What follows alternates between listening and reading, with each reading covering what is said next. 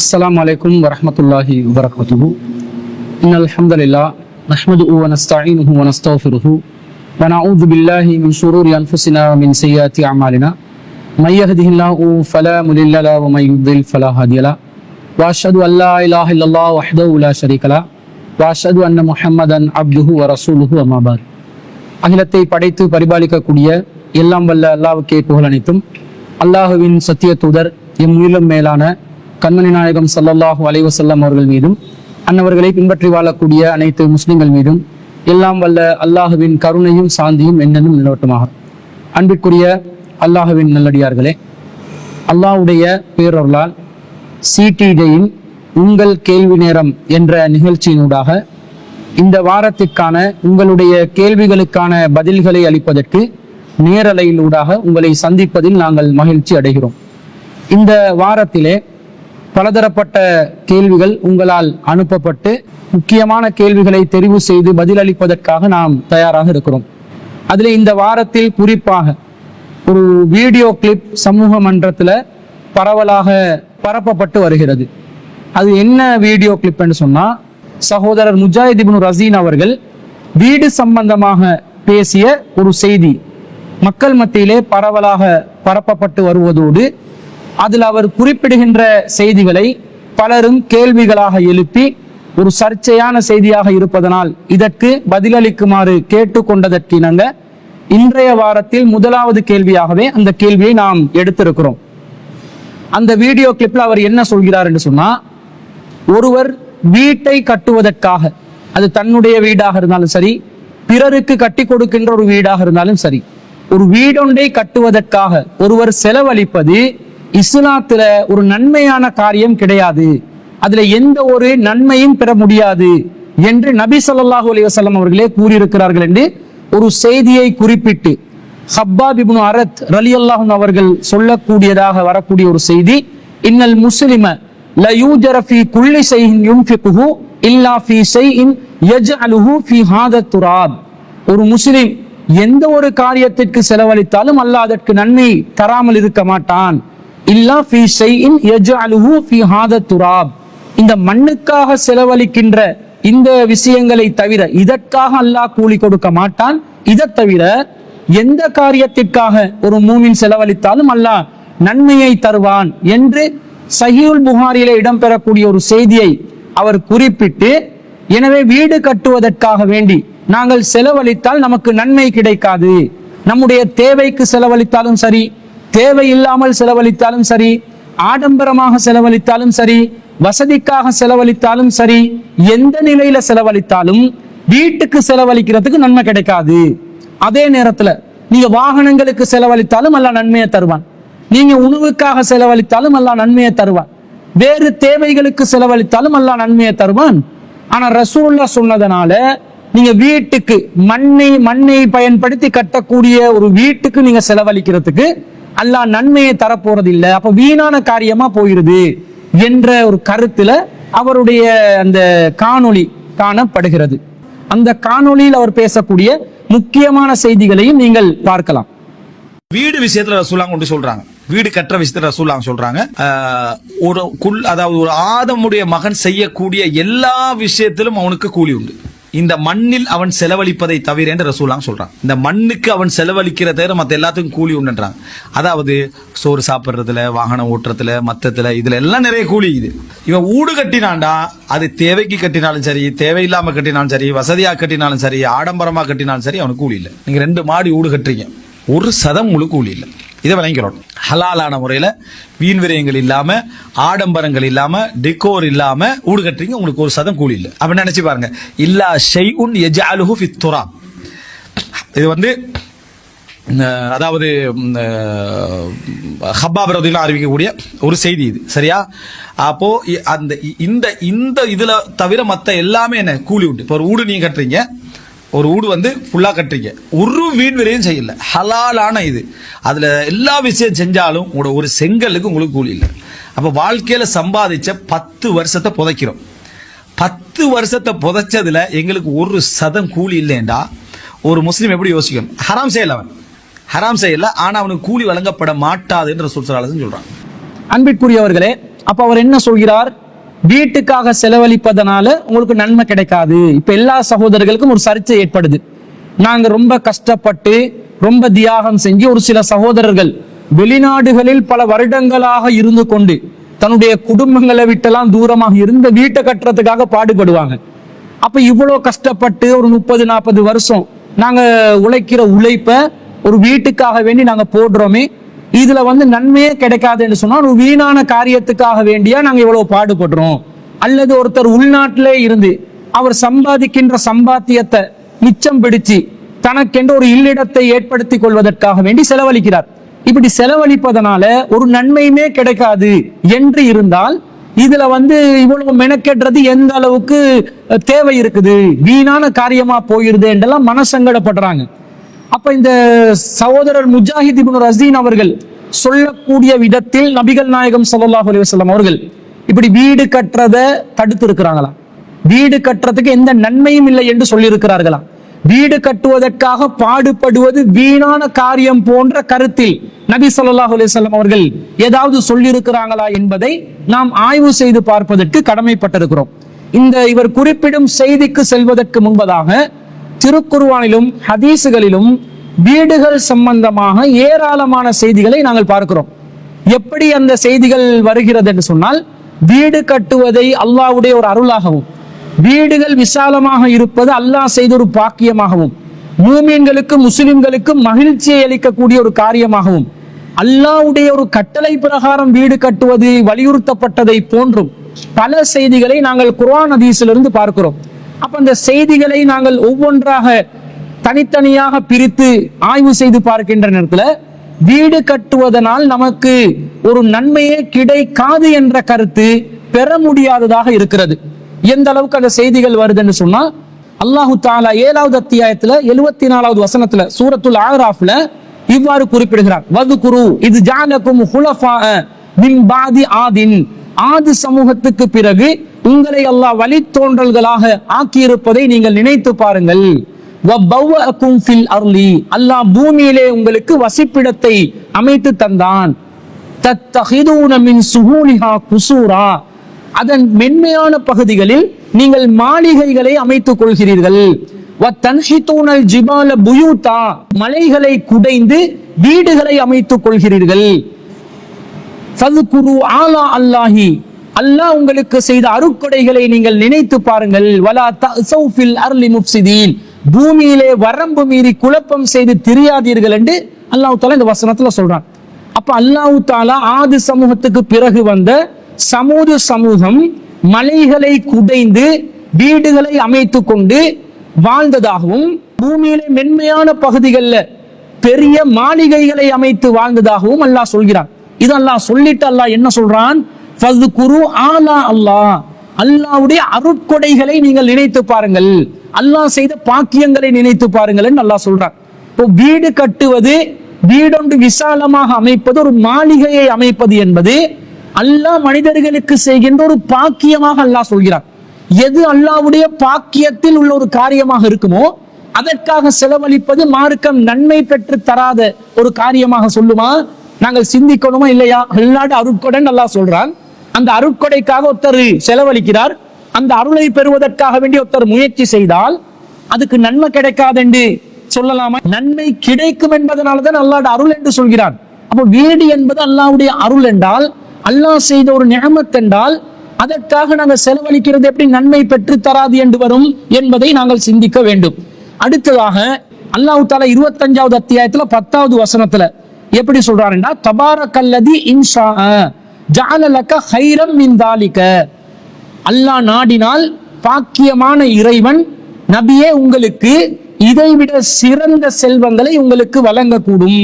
ஜன்னாத்தின் தஜ்ரி மின் தஹ்திஹல் அன்ஹார், கீழே ஆறுகள் ஓடுகின்ற சொர்க்கச்சோலைகளை அல்லாஹ் உங்களுக்கு அமைத்து தருவான். வயஜ்அல் லக குசூரா, உங்களுக்கு மாளிகைகளையும் அல்லாஹ் அமைத்து தருவான் என்று அல்லாஹ் தஆலா திருக்குர்ஆன்ல சொல்றார். இந்த வசனத்துல அல்லாஹ் ஏன் இப்படி சொல்கிறார் என்றால், இந்த வசனத்துக்கு முன்புள்ள வசனங்கள் அதை வாசிச்சு பார்த்தா விளங்கும். அதுல அல்லாஹ் என்ன சொல்றான்? அல்லாஹ்வின் தூதர் ஸல்லல்லாஹு அலைஹி வஸல்லம் அவர்கள் காஃபிர்களுக்கு மார்க்கத்தை எடுத்து சொல்லும் போது அவங்க என்ன கேட்டாங்க? இது என்ன தூதர்? யகுலு தஆம், உணவு உண்ணுகிறார், வயம்சி ஃபில் அஸ்வாக், கடை வீதிகளில் நடமாடுகிறார்.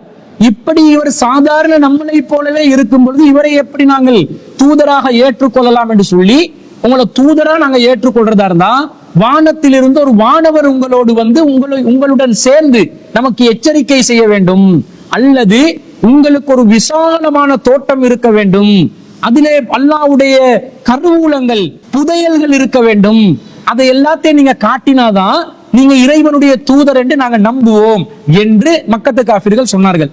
அப்ப அல்லாஹ் என்ன சொல்றான்? அல்லாஹ்க்கு இது பெரிய விஷயமா? அல்லாஹ் நாடினால் இந்த பூமியிலேயே நபிகள் நாயகம் ஸல்லல்லாஹு அலைஹி வஸல்லத்துக்கு விசாலமான தோட்டங்களை அல்லாஹ் தருவான், கீழே ஆறுகள் ஓடுகின்ற தோட்டங்களை அல்லாஹ் தருவான். இன்னும் சொல்ல போனால் நபிகள் நாயகத்துக்கு அல்லாஹ் மாளிகைகளையும் ஏற்படுத்தி கொடுப்பான். அப்ப அல்லாஹ் தஆலா ஒரு மாளிகையை ஏற்படுத்தி கொடுப்பது அல்லாஹ் புறத்திலிருந்து நடக்கக்கூடிய ஒரு காரியமாக, ஒரு நல்ல விஷயமாக அல்லாஹ் சொல்வது இந்த வசனத்திலிருந்து நாங்கள் விளங்கிக் கொள்கிறோம். எதை அல்லாஹ் நல்ல விஷயமா சொன்னானோ அதற்கு நாங்கள் செலவழிப்பது நன்மையை பெற்று தராதா? அது நமக்கு ஒரு வீணான காரியம் போல ஒரு நிலையில வந்து நிக்குமா என்பதை நாங்கள் சிந்தித்து பார்க்க வேண்டும். நபிகள் நாயகத்துக்கு அல்லாஹ் நாடினால் ஒரு மாளிகையை ஏற்படுத்தி கொடுப்பான் என்றான் அல்லாஹ். அப்ப அது அல்லாஹ் புறத்திலிருந்து வரக்கூடிய ஒரு அருளா இல்லையா? அந்த அருள் அல்லாஹ்வுடைய ஒரு நியமத்தாக வரும் பொழுது அந்த நியமத்துக்காக வேண்டி ஒருவர் பாடுபடுகிறார், அதை அடைந்து கொள்வதற்காக வேண்டி ஒருவர் முயற்சி செய்கிறார். அப்போது அந்த காரியம் எப்படி ஒரு நன்மையான காரியம் இல்லை என்றாகும்? இதை நாங்கள் சிந்திக்க வேண்டும். அடுத்ததாக பாருங்கள், மூசா நபி அலைஹிஸ்ஸலாத்துக்கு அல்லாஹ் ரப்புல் ஆலமீன் அவருடைய சமூகமான பனு இஸ்ரவேலர்கள் அவங்களுடைய அந்த வீடு கிராம கட்டமைப்பு எப்படி வர வேண்டும், அந்த மிஸ்ரு தேசத்துடைய நாகரீகம் எப்படி உருவாக வேண்டும் என்பதை இறை தூதர் மூசா அலைஹிஸ்ஸலாம் அவர்கள் மூலமாக அல்லாஹ் கற்றுக் கொடுக்கிறார். அதை பத்தி அல்லாஹ் சூரத்து யூனுஸ்ல 10வது அத்தியாயம் 87வது வசனத்துல சொல்லும் போது, நாம் மூசாவுக்கும் அவருடைய சகோதரன் ஹாரூனுக்கும் கட்டளையிட்டோம், அவர்கள் தங்களுடைய சமூகத்திற்கு மிஸ்ரு தேசத்தில் வீடுகளை அமைத்துக் கொள்ள வேண்டும், எகிப்து நகரில் வீடுகளை அமைத்துக் கொள்ள வேண்டும் என்று கட்டளையிட்டோம்.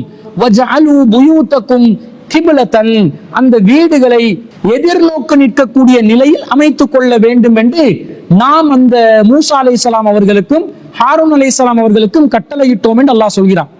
அப்ப ஒரு நபி ஒரு சமூகத்தை உருவாக்குகிறார், அந்த சமூகத்தின் நாகரீகத்தை உருவாக்குகிறார். அந்த நாகரீகத்தை உருவாக்குகின்ற முறையையும் அல்லாஹ் தஆலா வஹீ மூலமாக அறிவித்து கொடுக்கிறார். அதுல முக்கியமான ஒன்றுதான், ஒரு நாகரீகம் உருவாகுவதற்கு அடிப்படையான அம்சம்தான் வீடு என்பது. அந்த வீடுகள் எந்த வடிவத்தில் அமைய வேண்டும், எந்த நாகரீக முறையில் அமையணும் என்பதையும், மிஸ்ரு தேசத்துல எப்படி அந்த வீடுகளை அமைத்துக் கொள்ள வேண்டும் என்பதையும் அல்லாஹ் தஆலா மூசா அலைஹிஸ்ஸலாம் அவர்கள் ஊடாக அந்த சமூகத்துக்கு கற்றுக் கொடுக்கிறார். வீடு கட்டுவது அல்லாஹ்வுடைய கட்டளையின் ஊடாக வரக்கூடிய ஒரு அம்சமாக இந்த வசனம் நமக்கு காட்டுதா இல்லையா? எது அல்லாஹ்வுடைய கட்டளை மூலம் வந்ததோ அந்த கட்டளைக்காக வேண்டி ஒருவர் பாடுபடுவது நன்மையை தராதா? அதுல பாடுபட்டு அதுக்காக முயற்சி செய்தால் அவருக்கு மறுமையில் அதனூடாக ஈடேற்றம் அடைந்து கொள்ள முடியாதா? இன்னும் சொல்ல போனால் அந்த வசனத்தில் தொடர்ச்சியாக அல்லாஹ் சொல்லும்போது அகீமுஸ் ஸலாத்த, தொழுகையை நிலைநாட்டுங்கள் என்று அல்லாஹ் சொல்றான். வபஸ்ஸிரில் முஃமினீன், மூமின்களுக்கு நற்செய்தி சொல்லுங்கள் என்றான். அப்போ ஒரு வீடுகளை அழகா அமைத்து தொழுகைகளையும் நிலைநாட்டுவது அல்லாஹ் புறத்திலிருந்து வரக்கூடிய ஒரு நற்செய்தியாக அல்லாஹ் சொல்லுகின்ற நேரத்தில், தொழுகையை நிலைநாட்டுமாறு சொல்லுகின்ற கட்டளைக்கு முன்பதாகவே வீடுகளை இப்படி அமைத்துக் கொள்ளுங்கள் என்று அல்லாஹ் கட்டளையிடுவதன் ஊடாக வீடு கட்டி கொள்வது என்பது அல்லாஹ்வுடைய கட்டளை பிரகாரம் நிகழக்கூடிய ஒரு அம்சமாக முன் சென்ற சமூகத்திலிருந்து ஒரு முன்மாதிரியாக நாங்கள் பெற்றுக்கொள்கிறோமா இல்லையா? அப்ப வீடு கட்டுவது என்பது, அதற்காக பாடுபடுவது என்பது ஒரு வீணான நிலையில் உள்ள ஒன்று அல்ல, நன்மை பெற்றுத்தராத நிலையில் இருக்கக்கூடிய ஒன்று அல்ல என்பதை இந்த வசனத்தின் ஊடாகவும் நாங்கள் புரிந்து கொள்கிறோம். இன்னும் சொல்ல போனால் அல்லாஹ் தஆலா மிக முக்கியமான ஒரு அம்சத்தை சொல்றார். சூரத்துன் நஹ்ல் 16வது அத்தியாயத்துல 80வது வசனத்துல அல்லாஹ் சொல்றான், வல்லாஹு ஜஅல லக்கும் மின் புயூத்திக்கும் ஸகனா, அல்லாஹ் தான் உங்களுடைய வீடுகளில் உங்களுக்கு அமைதியை ஏற்படுத்தினான். வஜஅல லக்கும் மின் ஜுலூதில் அன்ஆமி புயூதன் தஸ்தஹிஃபூனஹா, அல்லாஹ் கால்நடைகளில் தோள்களில் இருந்து உங்களுக்கு கூடாரங்களையும் ஏற்படுத்தி இருக்கிறான் என்று அல்லாஹ் தஆலா திருக்குர்ஆன்ல 16வது அத்தியாயம் சூரத்துன் நஹ்ல்ல 80வது வசனத்தில் அல்லாஹ் சொல்கிறார். அப்ப இந்த வீடுகளை அல்லாஹ் அமைத்து தந்ததை அல்லாஹ் தாலா அல்லாஹ்விடமிருந்து ஏற்பட்ட ஒரு அருட்கொடையாக அல்லாஹ் சொல்கிறான். அல்லாஹ் தான் அதை ஏற்படுத்தி தந்ததாக அல்லாஹ் சொல்கிறான்.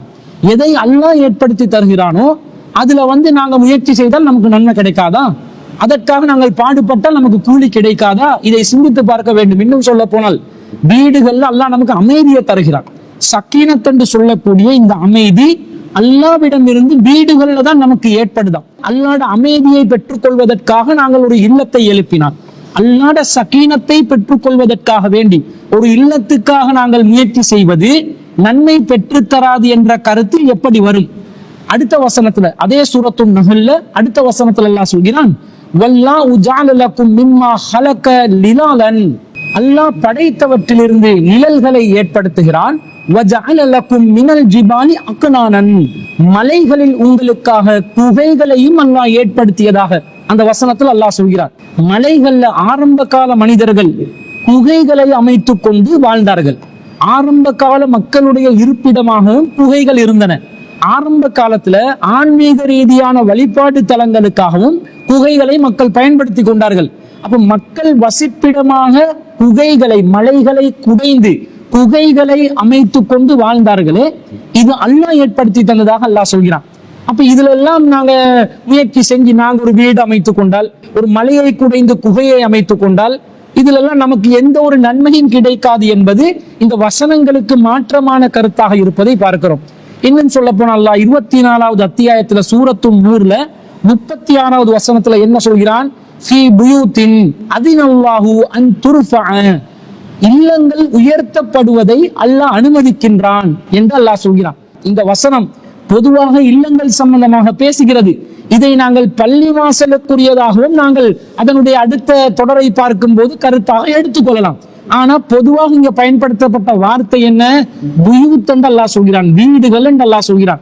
வீடுகளை உயர்த்தி கட்டுவதை, அதை விசாலமாக கட்டுவதை, நமக்கு தேவையான அளவு வசதியான முறையில கட்டுவதை அல்லாஹ் தஆலா நமக்கு அனுமதிக்கிறான் என்றது இதிலிருந்து நமக்கு விளங்குதா இல்லையா? இதே போன்ற இந்த வீடுகளுடைய அடிப்படையில் இறைவனை வணங்குவதற்காக கட்டப்படுகின்ற வீடு பள்ளிவாசல்.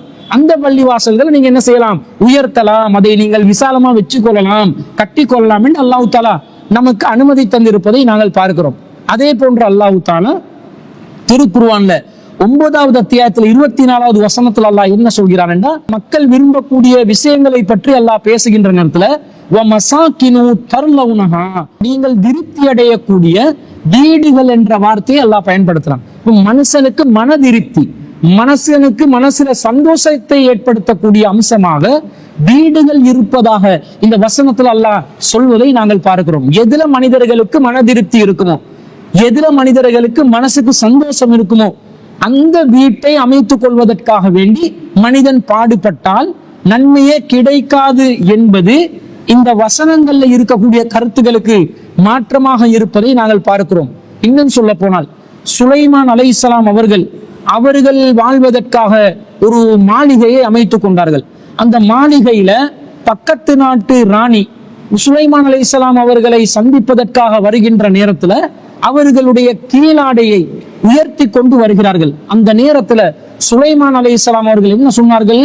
கால இன்னஹு ஸர்ஹுன் முமர்ரதுன் மின் கவாரீர். இதை நீங்க கீழாடையை உயர்த்த வேண்டிய அவசியம் இல்லை. ஏனென்றால் இது ஒரு மாளிகை. எப்படிப்பட்ட மாளிகை? பளிங்குகளால் பளபளப்பாக்கப்பட்ட மாளிகை. அப்படிப்பட்ட ஒரு பெருமதியான மதிப்புமிக்க ஒரு மாளிகையை நாம் அமைத்திருக்கிறேன் என்று சொல்லி சுலைமான் நபி அலைஹிஸ்ஸலாம் அவர்கள் சொன்னதாக 27வது அத்தியாயத்துல 44வது வசனத்தில் அல்லாஹ் சொல்கிறான். அப்படி என்ற ஒரு மாளிகையை தனக்கு வசதி இருந்தால் தேவையான வசதிகளோடு மதிப்புமிக்க பொருட்களோடு அலங்காரத்தோடு ஏற்படுத்தி கொள்வதை நபிமார்களுக்கு அல்லாஹ் அனுமதித்திருக்கிறான் என்றா, இது ஒரு வீணான காரியமா? இது ஒரு பகட்டுக்கு செய்யற காரியமா? இது ஆடம்பரத்துக்கு செய்யற காரியமா? ஒருத்தருக்கு வசதி இருந்தால் அவருடைய வீட்டை விசாலமாக வசதியாக அவருடைய வசதிக்கேற்ற மாதிரி அடிப்படையான வசதிகளை எல்லாம் வைத்துக் கொண்டு தாராளமாக சொகுசான முறையில் அமைத்துக் கொள்ளலாம் என்பது இந்த வசனத்திலிருந்து நமக்கு விளங்குதா இல்லையா? அப்போ ஒருத்தருக்கு ஒரு வீடை அமைச்சு கொள்றது இன்னும் இறையச்சத்துக்கு எதிரான ஒரு காரியம் மாதிரியும், அதுல ஈடுபட்டால் எந்த நன்மையுமே கிடைக்காது, பாவம் இல்லதான் ஆனா நன்மையே கிடைக்காது என்ற மாதிரி கருத்தை பதிவு செய்வது இந்த வசனங்களுக்கு மாற்றமான கருத்தை தருவதை நாங்கள் பார்க்கிறோம். அடுத்ததாக ஒரு செய்தி வருகிறது. அந்த செய்தியில இந்த அழைப்பு பணியில் ஈடுபடுவதையும் சொர்க்கத்தை நோக்கி மக்களை அழைப்பதற்கும் ஒரு உதாரணமாக வானவர்கள் ஒரு விஷயத்தை ஊமையாக சொல்கிறார்கள். அந்த ஊமையில என்ன வருதுன்னு சொன்னா, கமசலி ரஜுலின், இந்த மனிதருக்கு உதாரணம் என்ன தெரியுமா? பனாதாரன், அவர் ஒரு வீடை கட்டுகிறார். வஜஅல ஃபீஹா மஅதுபா, அந்த வீட்டிலே அவர் ஒரு விருந்தை ஏற்பாடு செய்கிறார். அந்த வீட்டில் விருந்தை ஏற்பாடு செய்வதற்கு காரணம் வீட்டை கட்டின மகிழ்ச்சி தான் என்ற கருத்துல சஹீஹுல் புகாரியில 7281வது செய்தியாக பதிவு செய்யப்பட்ட ஒரு செய்தியை ஜாபிர் இப்னு அப்துல்லா ரலியல்லாஹு அன்ஹு அவர்கள் அறிவிக்கிறார்கள். ஒரு வீட்டை அழகான முறையில கட்டி அந்த வீட்டுக்கு மக்களை அழைக்கக்கூடிய அழைப்பாளராக, விருந்தோம்பலுக்கு அழைக்கக்கூடிய ஒரு அழைப்பாளராக நபிகள் நாயகம் ஸல்லல்லாஹு அலைஹி வஸல்லம் அவர்கள் இருந்திருக்கிறார்கள் என்பது ரசூலுல்லாஹ்வுடைய ரிசாலத்துக்கு உவமையாக சொல்லப்படுகிறது. என்று சொன்னால், வீடு கட்டுவது என்பது ஒரு வீணான காரியமாக இருந்தால், வீடு கட்டுவது என்பது எந்த நன்மையும் பெற்றுத்தராத ஒரு காரியமாக இருந்தால், சொர்க்கத்திற்கு உவமையாக மனிதன் புதிதாக கட்டக்கூடிய ஒரு வீட்டை நபிகள் நாயகம் ஸல்லல்லாஹு அலைஹி வஸல்லம் அவர்களுடைய இந்த ஹதீஸ்ல வானவர்கள் ஒரு உவமையாக சொல்லியிருப்பார்களா? நிச்சயமாக சொல்லியிருக்க மாட்டார்கள். அப்ப இது ஒரு வீடு கட்டுவது என்பது வீணான ஒரு காரியம் அல்ல, நன்மை பெற்றுத்தராத ஒரு காரியம் இல்லை என்றதை இந்த செய்தியிலிருந்து நாங்கள் விளங்கிக் கொள்கிறோம். அடுத்ததாக மிக ஒரு முக்கியமான செய்தி சஹீஹ் இப்னு இப்பான்ல 4032வது செய்தியாக வருகிறது. இதை சஅத் இப்னு அபி வக்காஸ் ரலியல்லாஹு அன்ஹு அவர்கள் அறிவிக்கிறார்கள். நபி ஸல்லல்லாஹு அலைஹி வஸல்லம் சொல்றாங்க, அர்பஉன் மினஸ் ஸஆததி, 4 விஷயங்கள் உங்களுக்கு மகிழ்ச்சியை ஏற்படுத்தும். அந்த என்ன 4 விஷயங்கள்? முதலாவது அல் மர்அத்து ஸாலிஹா, ஒரு நல்ல மனைவி. இரண்டாவது அல் மஸ்கனுல் வாசிஉ, விசாலமான வீடு என்று நபி ஸல்லல்லாஹு அலைஹி வஸல்லம் சொல்றாங்க. மூணாவது வல் ஜாரு ஸாலிஹு, நல்ல ஒரு அண்டை வீட்டார். நாலாவது வல் மர்கபுல் ஹனீஉ, உங்களுக்கு வசதியான கம்ஃபர்டபிளான ஒரு வாகனம் இருப்பது உங்களுக்கு மகிழ்ச்சியை தரக்கூடிய 4 காரணங்கள் என்று நபி ஸல்லல்லாஹு அலைஹி வஸல்லம் சொல்றாங்க. இப்ப இதுல இரண்டாவது என்ன சொல்லப்படுது? வல் மஸ்கனுல் வாசிஉ, விசாலமான வீடு என்பது உங்களுக்கு மகிழ்ச்சியை ஏற்படுத்தக்கூடிய, நன்மை தரக்கூடிய ஒன்று என்று தான் நபி ஸல்லல்லாஹு அலைஹி வஸல்லம் சொல்றாங்க. மன திருப்தியை ஏற்படுத்தும் என்றாங்க. அப்ப வீடு என்பது நமக்கு மகிழ்ச்சியை தருகிறது என்று சொன்னால், மன நிறைவை தருகிறது என்று சொன்னால், அல்லாஹ்வுடைய சக்கீனத்தை ஏற்படுத்தி தருகிறது என்று சொன்னால், அதை கற்றது நன்மையை தராதா? அதுக்காக முயற்சி செய்வது நமக்கு கூலிய தராதா? மன ஆறுதலுக்காக வேண்டி நாங்கள் அழைக்கிறோம். இந்த மன ஆறுதல் எங்கிருந்து நமக்கு கிடைக்கிறது? மன சந்தோஷம் எங்கிருந்து கிடைக்கிறது? அல்லாஹ் புறத்திலிருந்து தான் வருகிறது. அல்லாஹ் இந்த மன சந்தோஷத்தை ஏற்படுத்துவதற்குரிய ஒரு அடிப்படை மூலக்கூறாக ஒரு வீட்டை வைத்திருக்கிறான் என்று சொன்னா, அல்லாஹ்வுடைய திருப்தியையும் அல்லாஹ் தரக்கூடிய மன நிறைவையும் அமைதியையும் பெற்றுக் கொள்ளக்கூடிய வீடு கட்டுவதற்காக ஒருவன் பாடுபடுவது நன்மையை தராமல் இருக்குமா? அது கூலி பெற்று தராத ஒரு காரியமாக இருக்குமா என்பதை சகோதரர் முஜாஹித் இப்னு ரஸீன் அவர்கள் சிந்திக்க கடமைப்பட்டிருக்கிறார்கள். அப்படி என்று அவர் சொல்ற செய்தியில அர்த்தம் என்ன? ஹப்பாப் இப்னு அரத் ரலியல்லாஹு அன்ஹு அவர்கள் வீடு கட்டுவதற்காக செலவழிப்பது எந்த நன்மையையும் பெற்று தராது என்று சொன்ன செய்தியினுடைய நிலை என்ன என்பதை நாங்கள் ஆய்வு செய்து பார்க்க வேண்டும். சஹீஹ் புகாரியிலே 5672வது செய்தியாக ஒரு செய்தி வருகிறது. அந்த செய்தியில என்ன வருகிறது என்று சொன்னால், ஹப்பாப் இப்னு அரத் ரலியல்லாஹு அன்ஹு அவர்கள் நோய்வாய்ப்படுகிறார்கள். அவங்களை நோய் விசாரிப்பதற்காக, நலம் விசாரிப்பதற்காக தாபீன்கள் சில பேர் செல்கிறார்கள். தஹல்னா அலா ஹப்பாபின் நஊதுஹு, ஹப்பாப் ரலியல்லாஹு அன்ஹு அவர்களை உடல் நலம் விசாரிப்பதற்காக நாங்கள் சென்றோம். வகதிக் தவா சபஅ கையாத்தின், அவர் தன்னுடைய வயிற்றில் ஏற்பட்ட ஒரு காயத்துக்காக வேண்டி 7 முறை சூடு போட்டிருந்தார். அப்போது அவர் சொன்னார், ஃபகால இன்ன அஸ்ஹாபன் அல்லதீன ஸலஃபு மலவ், நமக்கு முன்னால் யாரெல்லாம் நம்முடைய தோழர்கள் இவ்வுலகத்திலே சென்று விட்டார்களோ அவர்கள் வலன் தன்குசுமுத் துனியா, அவர்களுக்கு இந்த துனியால இவ்வுலகம் எந்த பாதிப்பையும் ஏற்படுத்தாத நிலையில் அவர்கள் சிரமத்துடன் வாழ்ந்து மரணித்து விட்டார்கள். வ இன்னா அஸபனா மாலா நஜிது லஹு மௌலிஅன் இல்ல துராப், ஆனால் அவர்களுக்கு கிடைக்க பெறாத மேலதிகமான செல்வங்கள் எல்லாம் எங்களுக்கு கிடைத்திருக்கிறது. விசாலமான அளவு செல்வத்தை நாங்கள் பெற்றிருக்கிறோம். அந்த செல்வத்துல இந்த வீடு கட்டுறதுக்காக மண்ணுக்கு செலவழிக்கிறோமே, இதை தவிர என்று சொல்கிறார். அப்போது அந்த ஹப்பாப் இப்னு அரத் ரலியல்லாஹு அன்ஹு அவர்கள் வீடு கட்டுறதுக்காக நாங்க செல்வத்தை செலவழிக்கிற இந்த செல்வம் இருக்குதே, இது ஒரு செல்வமே கிடையாது என்றாரு. ஆனா நமக்கு முன் சென்றவர்கள் கஷ்டப்பட்டு தியாகம் செய்து நிறைய சிரமங்களோடு வாழ்ந்து மரணித்து விட்டார்கள். எங்களுக்கு நிறைய செல்வம் கிடைச்சிருக்குது, ஆனா வீட்டுக்காக நாங்க செலவழிக்கிற செல்வத்தை தவிர இது ஒண்ணுக்கும் உதவாதது என்ற மாதிரி ஒரு கருத்துல சொல்றார். சொல்லிவிட்டு வலவுலா அண்ணன் நபிய ஸல்லல்லாஹு அலைஹி வஸல்லம் நஹானா அன் நதுஉ பில் மௌத்தி, நபிகள் நாயகம் ஸல்லல்லாஹு அலைஹி வஸல்லம் அவர்கள் மாத்திரம் மரணத்தை வேண்டி பிரார்த்தனை செய்ய வேண்டாம் என்று தடை செய்யாவிட்டால் லதஅவுது பிஹி, நானும் மரணத்தை வேண்டி பிரார்த்தனை செய்திருப்பேன் என்று சொல்கிறார். இதைத்தான் நபிகள் நாயகம் ஸல்லல்லாஹு அலைஹி வஸல்லம் அவர்களை தொடர்பு படுத்தி ஹப்பாப் இப்னு அரத் ரலியல்லாஹு அன்ஹு அவர்கள் சொல்கிறார்கள். பிறகு என்ன நடக்குதுண்டா, சும்மா அத்தைனா மர்ரத்தன் உக்ரா, மீண்டும் ஒரு நாள் ஹப்பாப் இப்னு அரத் ரலியல்லாஹு அன்ஹு அவர்களை சந்திப்பதற்காக நாங்கள் சென்றோம். அவர் தனக்காக ஒரு சுவரை எழுப்பி கொண்டு இருந்தார். அப்போது ஃபகால, ஹப்பாப் இப்னு அரத் ரலியல்லாஹு அன்ஹு அவர்கள் சொன்னார்கள், இன்னல் முஸ்லிம, ஒரு முஸ்லிமை பொறுத்தவரையில் லயுஜரு ஃபீ குல்லி ஷைஇன் யுன்ஃபிகுஹு, அவர் எதற்காக செலவழித்தாலும் நன்மையை அடைந்து கொள்வார். இல்லா ஃபீ ஷைஇன் யஜ்அலுஹு ஃபீ ஹாதா துராப், இந்த மண்ணுக்காக அவர் செலவழிக்கிறாரே, இதற்காக செலவழிப்பதை தவிர என்று ஹப்பாப் இப்னு அரத் ரலியல்லாஹு அன்ஹு அவர்கள் அவருடைய ஒரு சொந்த கருத்தாக சொன்ன செய்தியை தான் முஜாஹித் இப்னு ரஸீன் அவர்கள் அந்த வீடியோ காணொளியில் சொல்கிறார். இது நபிகள் நாயகம் ஸல்லல்லாஹு அலைஹி வஸல்லம் அவர்கள் சொன்ன செய்தியா? இல்லை, இது ஹப்பாப் இப்னு அரத் ரலியல்லாஹு அன்ஹு அவர்களுடைய சொந்த கூற்றாக இருக்கக்கூடிய ஒன்று. அவர் என்ன நினைக்கிறார் என்றா, வசதிகள் செல்வங்கள் கூட நாங்க பெற்றுட்டோம் போல, நமக்கு முன் சென்ற நம்முடைய தோழர்கள், நபி தோழர்கள் தியாகத்தோடும் கஷ்டத்தோடும் பல சிரமங்களோடும் வாழ்ந்து மரணித்து விட்டு அவர்கள் சொர்க்கத்தை அடைந்து கொள்வார்கள். நமக்கு இந்த உலகத்திலேயே வசதி எல்லாம் ஏற்படுகிறதே, இந்த வசதிகள் ஏற்படும் காரணத்தினால மௌத்தா போனா நல்லா இருக்குமே, இந்த வசதிகளை அனுபவிக்காமலேயே நாங்கள் மரணித்து விட்டால் நல்லா இருக்கும் என்று நினைத்து அவராக ஒரு கருத்தை என்ன சொல்கிறார், இந்த மாதிரி ரசூலுல்லாஹ் மௌத்துக்கு பிரார்த்தனை செய்ய சொன்னா நான் மௌத்தா இருப்பேன், ஆனா நாங்க நிறைய செல்வங்களை பெற்றுட்டோம், இந்த வீட்டுக்கு கட்டுறது அது வீணான காரியம், அதுக்கு நன்மை கிடைக்காது என்று அவருடைய சொந்த கருத்தாகத்தான் சொல்கிறார். நபி ஸல்லல்லாஹு அலைஹி வஸல்லம் அவர்களை தொடர்பு படுத்தி மர்ஃபூஆன நிலையில் ரசூலுல்லாஹ்விடமிருந்து பெற்றுக்கொள்ளப்பட்ட ஒரு செய்தியாக, நபி மொழியாக, வஹீன் அடிப்படையில் வெளிப்பட்ட ஒரு வஹீயாக, நபி மொழியாக ஹப்பாப் இப்னு அரத் ரலியல்லாஹு அன்ஹு அவர்கள் இந்த செய்தியை சொல்லவில்லை என்பதை சகோதரர் முஜாஹித் இப்னு ரஸீன் அவர்கள் ஏன் கவனிக்கவில்லை? இதை ஏன் அவர் ஆய்வு செய்யவில்லை? அதில் தெளிவாக வருகிறது, சும்மா அத்தைனா மர்ரத்தன் உக்ரா, மீண்டும் ஒரு முறை நாங்கள் ஹப்பாப் இப்னு அரத் ரலியல்லாஹு அன்ஹு அவர்களை சந்திப்பதற்கு வந்தோம். வஹுவ யப்னி ஆஹிதன் லஹு, அவர் தனக்காக ஒரு சுவரை எழுப்பி இருந்தார்.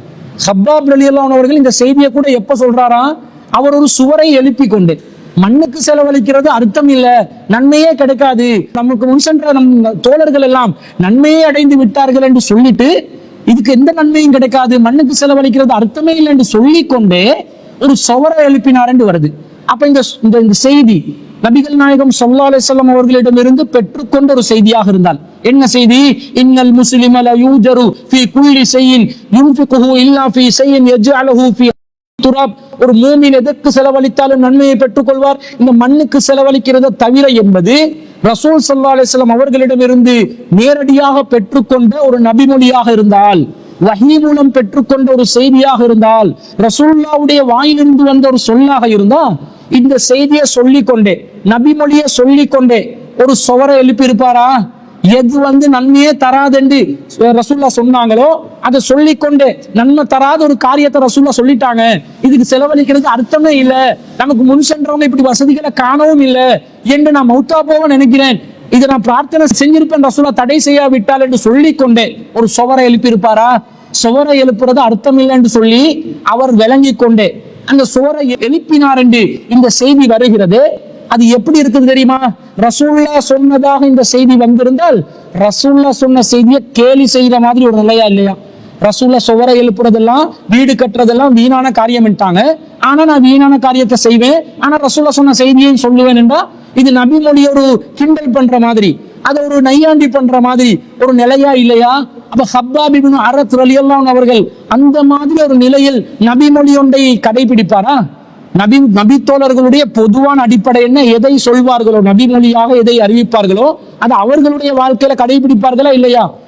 மண்ணுக்கு செலவழிக்கிறதுல அர்த்தமே இல்லை, நன்மையே கிடைக்காது என்று சொல்லிட்டு ரசூலுல்லாஹ் இதுக்காக பாடுபட வேணாம் என்று சொன்ன மாதிரி ஒரு கருத்தை பதிவு செஞ்சுட்டு அவரே ஒரு சவரை எழுப்பி இருப்பாரா? எழுப்பி இருக்க மாட்டார்.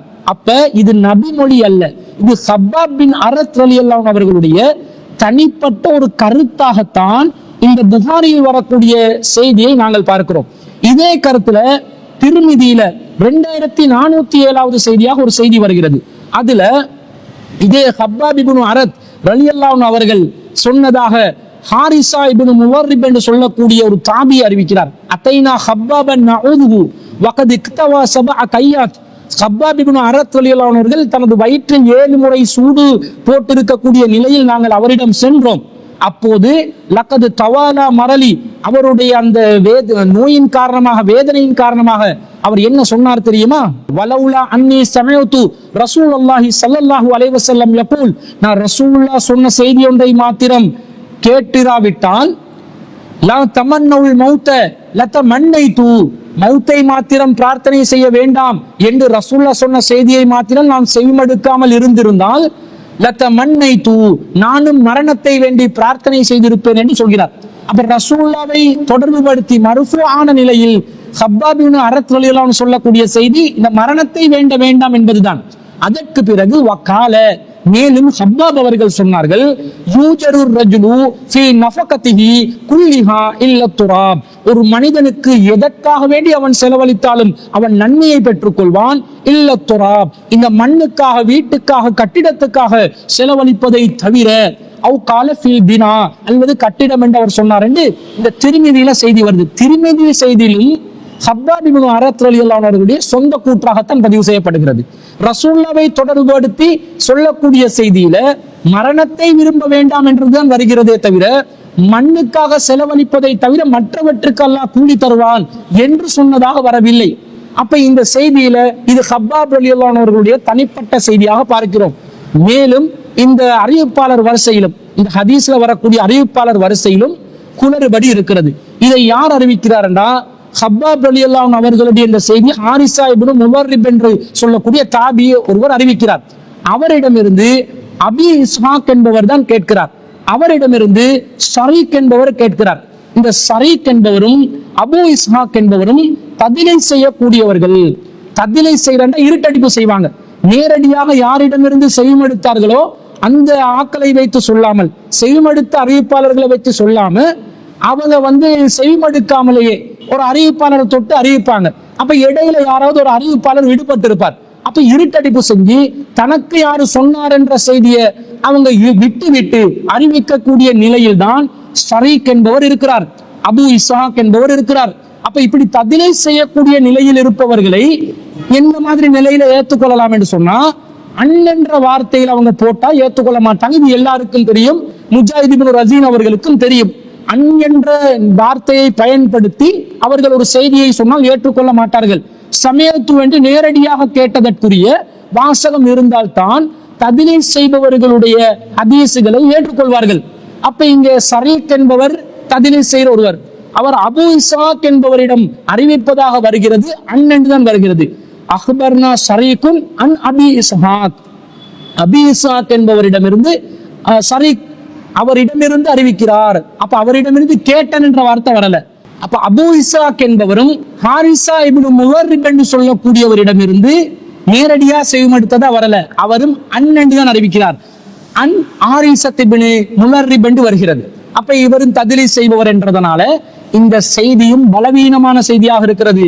சஹி என்று வைத்துக் கொண்டாலும் அது ஹப்பாப் இப்னு அரத் ரலியல்லாஹு அன்ஹு அவர்களுடைய தனிப்பட்ட கூற்றாக இருப்பதை பார்க்கிறோம். இதே வாசகம் உள்ள ஹதீஸ இப்னு மாஜால 4153வது செய்தியா வருகிறது.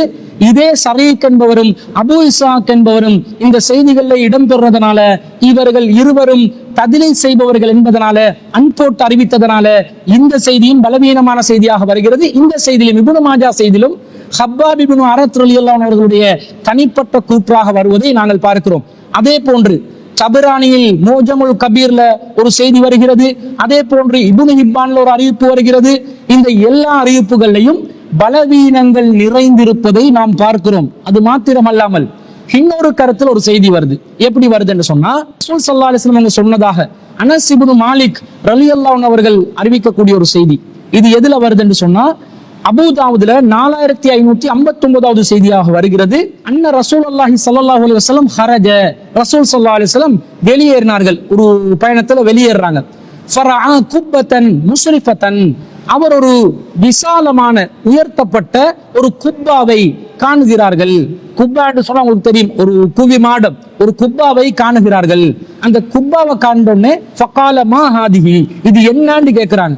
அப்போ காலலஹு அஸ்ஹாபு, சஹாபாக்கள் சொல்றாங்க, ஆதிஹி லி ஃபுலானின் ரஜுலின் மினல் அன்சார், இது இந்த அன்சாரை சேர்ந்த, அன்சாரிகளை சேர்ந்த இந்த மனிதருக்குரிய ஒரு குப்பா.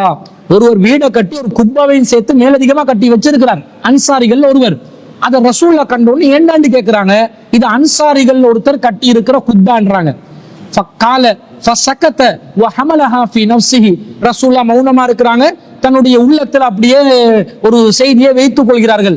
அத்தா இதா ஜாஹ சாஹிபுஹா ரசூலுல்லாஹி ஸல்லல்லாஹு அலைஹி வஸல்லம், அப்போது அந்த தோழர் ரசூல் ஸல்லல்லாஹு அலைஹி வஸல்லம் அவர்களிடம் வருகிறார்கள். யுஸல்லிமு அலைஹி ஃபின்னாசி, மக்கள் மத்தியிலே இருந்து ரசூலுல்லாஹ்வுக்கு சலாம் சொல்கிறார்கள். அஅரல அன்ஹு சனஅ ذلك மிராரன், ஆனா ரசூலுல்லாஹ் அவரை கண்டு கொள்ளவில்லை, அலட்சியம் செய்தார்கள். சனஅ ذلك மிராரன், அவர் மீண்டும் மீண்டும் இதை செய்தார். ஹத்தா அரஃபர் ரஜுலுல் கலப ஃபீஹி வல் இஅரால் அன்ஹு, எதுவரைக்கும் இந்த காரியம் நடக்குதுண்டா, ரசூல் ஸல்லல்லாஹு அலைஹி வஸல்லம் முகத்துல ஒரு எதிர்ப்பும் ஒரு கோபமும் இவரை அலட்சியம் செய்யும் போக்கும் காணும் வரைக்கும் இதை தொடர்ச்சியாக செய்தார்கள். அந்த அன்சாரி தோழர் சஹாபாக்களிடம் கவலைப்பட்டு இதை முறையிடுகிறார்கள். மேலும் சொல்கிறார், வல்லாஹி இன்னி லஉன்கிரு ரசூலுல்லாஹி ஸல்லல்லாஹு அலைஹி வஸல்லம், ரசூலுல்லாஹ் என்னை வெறுப்பதை போன்று நான் பார்க்கிறேன், இதுக்கு என்ன காரணம் என்று கேட்டோன்னே சஹாபாக்கள் சொல்றாங்களாம், காலு ஹரஜ ஃபரஆ குப்பதக, ரசூலுல்லாஹ் வெளியேறி வந்தாங்க, உங்களோட குப்பாவை கண்டார்கள், அதனாலதான் ரசூலுல்லாஹ் முகத்துல இப்படி ஒரு மாற்றம் இருக்குது என்ற மாதிரி சொன்னோன்னே அந்த மனிதர் அன்சாரி தோழர் அவருடைய குப்பாவுக்கு செல்கிறார். அதை உடைத்து பூமி அளவுக்கு தரைமட்டமாக்குகிறார். இன்னொரு நாள் ரசூல் ஸல்லல்லாஹு அலைஹி வஸல்லம் வருகிறார். ஃபலம் யரஹா, அந்த குப்பாவை காணவில்லை. மேல அப்ப ரசூலா கேட்கிறாங்க, மா ஃபஅலத்தில் குப்பத்து, இந்த குப்பாவுக்கு என்ன நடந்தது என்று கேட்டோன்னே, காலு சகா இலைனா சாய்புஹா ஏ அராலக அன்ஹு, ரசூல் ஸல்லல்லாஹு அலைஹி வஸல்லம் உங்களுடைய அந்த அலட்சியத்தை, ஒரு நபி தோழரை நீங்க அலட்சியம் செய்தீர்களே, அதை ஒரு உங்களுடைய தோழர் அறிந்து கொண்டார், அதை பற்றி கவலைப்பட்டார். நாங்க இந்த செய்தியை, குப்பா சம்பந்தப்பட்ட செய்தி அவருக்கு அறிவிச்சோன்னே அவர் அதை தரைமட்டமாக்கி விட்டார், உடைத்து விட்டார். அப்ப ரசூல் ஸல்லல்லாஹு அலைஹி வஸல்லம் சொன்னாங்களாம், அம்மா இன்ன குல்ல பினாஇன் வபாலுன் அலா சாஹிபிஹி இல்லா மாலா இல்லா மாலா, ரசூல் ஸல்லல்லாஹு அலைஹி வஸல்லம் சொன்னார்களாம், ஒருவர் எந்த கட்டிடம் கட்டினாலும் அந்த உரிமையாளருக்கு அது சுமைதான், அவசியம் இல்லாததை செய்வதை தவிர என்று நபி ஸல்லல்லாஹு அலைஹி வஸல்லம் அவர்கள் சொன்னார்கள் என்று வருது. அப்ப ஒரு கட்டிடம் கட்டுறதுல ஒரு சுமைதான், தேவையில்லாத வேலைதான் என்ற மாதிரி ரசூல் ஸல்லல்லாஹு அலைஹி வஸல்லம் அவர்கள் சொன்னதாக அனஸ் ரலியல்லாஹு அன்ஹு அவர்கள் அறிவிக்கக்கூடிய செய்திதான் இந்த அபூதாவுதுல வரக்கூடிய செய்தி. இந்த செய்தியும் இந்த முஜாஹித் இப்னு ரஸீன் போன்றவர்கள் சொல்லக்கூடிய கருத்துக்கு ஒரு முட்டு கொடுக்கக்கூடிய ஒரு செய்தியாக இருக்கிறது. இந்த செய்தியுடைய நிலையை பார்த்தால் இதுவும் ஒரு பலவீனமான செய்தி. இந்த செய்தியில இடம்பெறக்கூடிய இப்ராஹிம் இப்னு முஹம்மது இப்னு ஹாத்திபுல் குரஷி என்று வரக்கூடியவர் பலவீனமானவர். அதே போன்று அபீ தல்ஹத்தல் அஸதி என்று சொல்லக்கூடியவர் பலவீனமானவராக இருக்கிறார்கள். எனவே இந்த செய்தி பலவீனமான செய்தியா இருக்குது. அடுத்து இந்த செய்தியில பாருங்க என்ன கருத்து வருது. ஒரு நபி தோழர் ஒரு குப்பாவை கட்டுறாரு, அவர் கட்டி இருக்கிறார், அவருக்கு தேவையானதுக்கு அவர் கட்டி இருப்பாருன்னு வைங்க. இதை ரசூல் ஸல்லல்லாஹு அலைஹி வஸல்லம் கண்ட உடனே அந்த நபி தோழர் சலாம் சொன்னா பதில் சொல்லாத அளவுக்கு நபி ஸல்லல்லாஹு அலைஹி வஸல்லம் அவர்கள் அந்த நபி தோழரை புறக்கணிக்கிறார்கள், முகத்தில் கோபத்தை வெளிப்படுத்துகிறார்கள், ரசூல் ஸல்லல்லாஹு அலைஹி வஸல்லம் அவரை அலட்சியம் செய்கிறார்கள். இதை தாங்க முடியாம குறித்த அன்சாரி தோழர் என்ன செய்கிறார், தான் கட்டின குப்பாவை தரமட்டமாக்குறார். பிறகு ரசூலுல்லாஹ் இது குப்பாக்கு என்ன ஆச்சென்று விசாரிக்கிறார் இடத்துல உங்களுடைய புறக்கணிப்பை கண்டு அவர் தரமட்டமாக்கினோம்னே இதுக்கு செலவழிக்கிறது தேவையில்லைதான் என்று ரசூலுல்லாஹ் சொன்னது இந்த வரக்கூடிய கருத்து இருக்குது. ஏற்கனவே ஒருத்தர் கட்டின உண்ட தரமட்டமாக்கி பொருளாதாரத்தை வீண் விரயமாக்குறத ரசூலுல்லாஹ் அங்கீகரித்ததாக வருகிறது. இந்த கருத்தை ஏற்றுக்கொள்ளலாமா? ஏற்கனவே ஒருத்தர் கட்டிட்டாரு, கட்ட போறவருக்கு வேண்டுமெண்டா ஏன் இதுக்காக எல்லாம் கட்டுறீங்க, குப்பா எல்லாம் தேவையா, இதெல்லாம் விசாலமா கட்டணுமா, அவசியமானதை மட்டும் கட்டுங்க என்று அறிவுரை சொன்னா கூட பரவாயில்லை என்ற அளவுக்கு சொல்லலாம். கட்டின உண்ட அவர் சலாம் சொல்ல போகல பதில் சொல்லாம அவரை புறக்கணிச்சு அவரை ஓரந்தள்ளி அவரை அலட்சியம் செஞ்சு அந்த நபித்தோழர் இதை இடித்து தரமட்டமாக்கினா தான் ரசூலுல்லாஹ் என்னோட பேசுவாங்க என்று நினைக்கிற அளவுக்கு நபி ஸல்லல்லாஹு அலைஹி வஸல்லம் அவர்கள் நடந்திருக்கிறதாக இந்த செய்தி வருகிறது. அப்படிதான் ரசூலுல்லாஹ் நடப்பார்களா, நடந்து கொள்வார்களா? அறிவுரை சொல்லியிருப்பாங்க, ஏன்பா இதுக்கெல்லாம் செலவழிக்கிறீங்க, இதெல்லாம் அவசியம் இல்லதானே என்ற மாதிரி சொல்லியிருப்பார்களே தவிர சலாம் சொல்லாத அளவுக்கு, புறக்கணிக்கிற அளவுக்கு, கட்டினதை தரமட்டமாக்குற அளவுக்கு ரசூல் ஸல்லல்லாஹு அலைஹி வஸல்லம் அவர்கள் ஒருபோதும் நடந்து கொள்ள மாட்டார்கள் என்ற வீணான காரியமா போயிடும். வீண் விரயம் செய்வதை இஸ்லாம் தடுத்திருக்கிறது. வீண் விரயத்தை அல்லாஹ்வின் தூதரை ஏவுற மாதிரி ஒரு நிலை இந்த செய்தியில வருது. அப்ப இந்த செய்தி கருத்து ரீதியாக பார்க்கும் பொழுது ரசூலுல்லாஹ்வுடைய ஒரு செய்தியாக இதை பார்க்க முடியவில்லை. அடுத்ததாக சில செய்திகளுக்கு இந்த செய்தி முரணாக இருப்பதை நாங்கள் பார்க்கிறோம். என்ன செய்தி? இது நபி ஸல்லல்லாஹு அலைஹி வஸல்லம் அவர்கள் இப்படி எல்லாம் ஒரு குத்பாவை கட்டினதை எதிர்த்தாங்கன்றதை அனஸ் ரலியல்லாஹு அன்ஹு அவர்கள் தான் அறிவிக்கிறார்கள். குறித்த அனஸ் ரலியல்லாஹு அன்ஹு அவர்கள் எப்படி வாழ்ந்தார்கள் என்று பாருங்க. புகாரில 7510வது செய்தியில ரசூலுல்லாஹ்வுக்கு பிறகு பஸ்ரால சிலர் ஒன்று கூடி அனஸ் ரலியல்லாஹு அன்ஹு அவர்களை சந்திக்கணும் என்று சொல்லி முடிவெடுக்கிறாங்க. அப்ப என்ன செய்யறாங்கன்றா, கால இஜ்தமஅனா நாஸும் மின் அஹ்லில் பஸ்ரா, பஸ்ராவை சேர்ந்த சிலர் ஒன்று கூடுகிறார்கள். கூடி ஃபதஹப்னா இலா அனஸ் இப்னு மாலிக், அனஸ் இப்னு மாலிக் ரலியல்லாஹு அன்ஹு அவர்களிடம் சென்றார்கள். வதஹப்னா மஅனா பிஸாபித்தில் புனானி இலைஹி, சாபித் அல் புனானி என்று சொல்லக்கூடியவரும் வந்தார். யஸ்அலு லனா அன் ஹதீஸி ஸஃபா, நாங்க அனஸ் ரலியல்லாஹு அன்ஹு கிட்ட ஸஃபாத் சம்பந்தப்பட்ட ஹதீஸை கேட்கிறதுக்கு தான் சென்றோம். ஃபைதா ஹுவ ஃபீ கஸ்ரிஹி, அப்போது அனஸ் ரலியல்லாஹு அன்ஹு அவர்கள் ஒரு கோட்டையில் வசித்துக் கொண்டு இருந்தார். ரசூல் ஸல்லல்லாஹு அலைஹி வஸல்லம் பணியாளராக இருந்த அனஸ் ரலியல்லாஹு அன்ஹு அவர்கள் ரசூலுல்லாஹ்வுடைய மரணத்துக்கு பிறகு ஒரு கோட்டையில், மாளிகையை தாண்டின விசாலமான மாளிகைகளை பாதுகாக்கக்கூடிய ஒரு கோட்டையிலே வசித்து வந்தார்கள் என்ற செய்தியை நாங்க புகாரியில் பார்க்கிறோம். இதை மஹமது இப்னு ஹுலால் அல் அனஸி என்று சொல்லக்கூடியவர் அறிவிக்கிறார்கள். அப்ப அனஸ் ரலியல்லாஹு அன்ஹு அவர்கள் ஒரு குத்பாவை கட்டினத்துக்கே ரசூலுல்லாஹ் முகத்தை சுளிச்சு கொண்டு போனாங்க என்ற செய்தி அனஸ் ரலியல்லாஹு அன்ஹு ஊடாக வருது. ஆனா அனஸ் ரலியல்லாஹு அன்ஹு என்ன பண்ணார்களாம், ஒரு மிகப்பெரிய மாளிகைகள் உள்ளடக்கிய கோட்டை ஒன்றிலே வசித்து வந்திருக்கிறார்கள். அதனுடைய அர்த்தம் என்ன தெரியுமா? அனஸ் ரலியல்லாஹு அன்ஹு மிக விசாலமான வசதியுடன் வாழ்ந்திருந்தார்கள் கடைசி காலத்துல. அதுக்கு காரணம் இருக்குது. நபி ஸல்லல்லாஹு அலைஹி வஸல்லம் அவர்கள் அனஸ் ரலியல்லாஹு அன்ஹு அவர்களுடைய சந்ததிகளுக்காகவும் செல்வத்துக்காகவும் துஆ செய்தார்கள் என்று ஹதீஸ்கள் வருகிறது. உம்மு சுலைம் ரலியல்லாஹு அன்ஹா அவர்கள் ஒரு முறை ரசூல் ஸல்லல்லாஹு அலைஹி வஸல்லம் அவர்களிடம் அனஸ் ரலியல்லாஹு அன்ஹு அவர்களை அழைத்து செல்கிறார்கள். அப்ப அந்த நேரத்துல உம்மு சுலைம் ரலியல்லாஹு அன்ஹா அவர்கள் சொல்கிறார்கள், ஃபகாலத் உம்மி, எனது தாய் சொன்னார்கள், யா ரசூலல்லாஹ், அல்லாஹ்வின் தூதரே, ஹுவைதிமுக உதுஅல்லாஹ, இந்த என்னுடைய மகன் இருக்கிறாரே உங்களுக்கு பணிவிடை செய்யக்கூடியவராக இருப்பார், இவருக்காக நீங்கள் உதுஅல்லாஹ லஹு, இவருக்காக நீங்கள் துஆ செய்யுங்கள். கால ஃபதஆலி பிகுல்லி கைரின், நபிகள் நாயகம் ஸல்லல்லாஹு அலைஹி வஸல்லம் அவர்கள் எனக்கு ஒவ்வொரு நல்ல காரியத்திலும் துஆ செய்தார்கள். வகான ஃபீ ஆகிரி மா தஆலி பிஹி, கடைசியாக ரசூலுல்லாஹ் எனக்கு என்ன துஆ செய்தார்கள் தெரியுமா? அன் கால அல்லாஹும்ம அக்ஸிர் மாலஹு வ வலதஹு வ பாரிக் லஹு ஃபீஹி, இறைவா அனஸுக்கு அவருடைய பொருளாதாரத்திலும் அவருடைய சந்ததிகளிலும் அதிகமானதை கொடுத்து விடுவாயாக, வ பாரிக் லஹு ஃபீஹி, அதிலே அவருக்கு நீ பரக்கத் செய்து விடுவாயாக என்று நபி ஸல்லல்லாஹு அலைஹி வஸல்லம் அவர்கள் துஆ செய்தார்கள் என்று வருகிறது. இந்த செய்தி சஹீஹ் முஸ்லிம்ல 1170வது செய்தியாக, 4887வது செய்தியாகவும், சஹீஹ் புகாரியிலே 6334வது செய்தியாகவும் பதிவு செய்யப்பட்டிருக்கிறது. அப்ப இந்த துஆவின் காரணமாக அனஸ் இப்னு மாலிக் ரலியல்லாஹு அன்ஹு அவர்களுக்கு கிட்டத்தட்ட அவருடைய குழந்தைகள், பேர குழந்தைகள் எல்லாம் சேர்த்து 100க்கும் மேற்பட்டவர்களும், அதே போன்று செல்வங்களில் மிக செழிப்பான ஒரு வாழ்க்கையை அனஸ் இப்னு மாலிக் ரலியல்லாஹு அன்ஹு அவர்கள் வாழ்ந்ததாகவும் நாங்கள் ஹதீசுகளில் பார்க்கிறோம். அப்ப இந்த அனஸ் ரலியல்லாஹு அன்ஹு அவர்கள் ஏற்கனவே அந்த அன்சாரி தோழருடைய குத்பாவை தரமட்டமாக்குற அளவுக்கு ரசூலுல்லாஹ் புறக்கணிச்சதாக செய்தியை அனஸ் ரலியல்லாஹு அன்ஹு அறிவிச்சிருப்பாங்களா? கொஞ்சம் சிந்தித்து பாருங்கள்.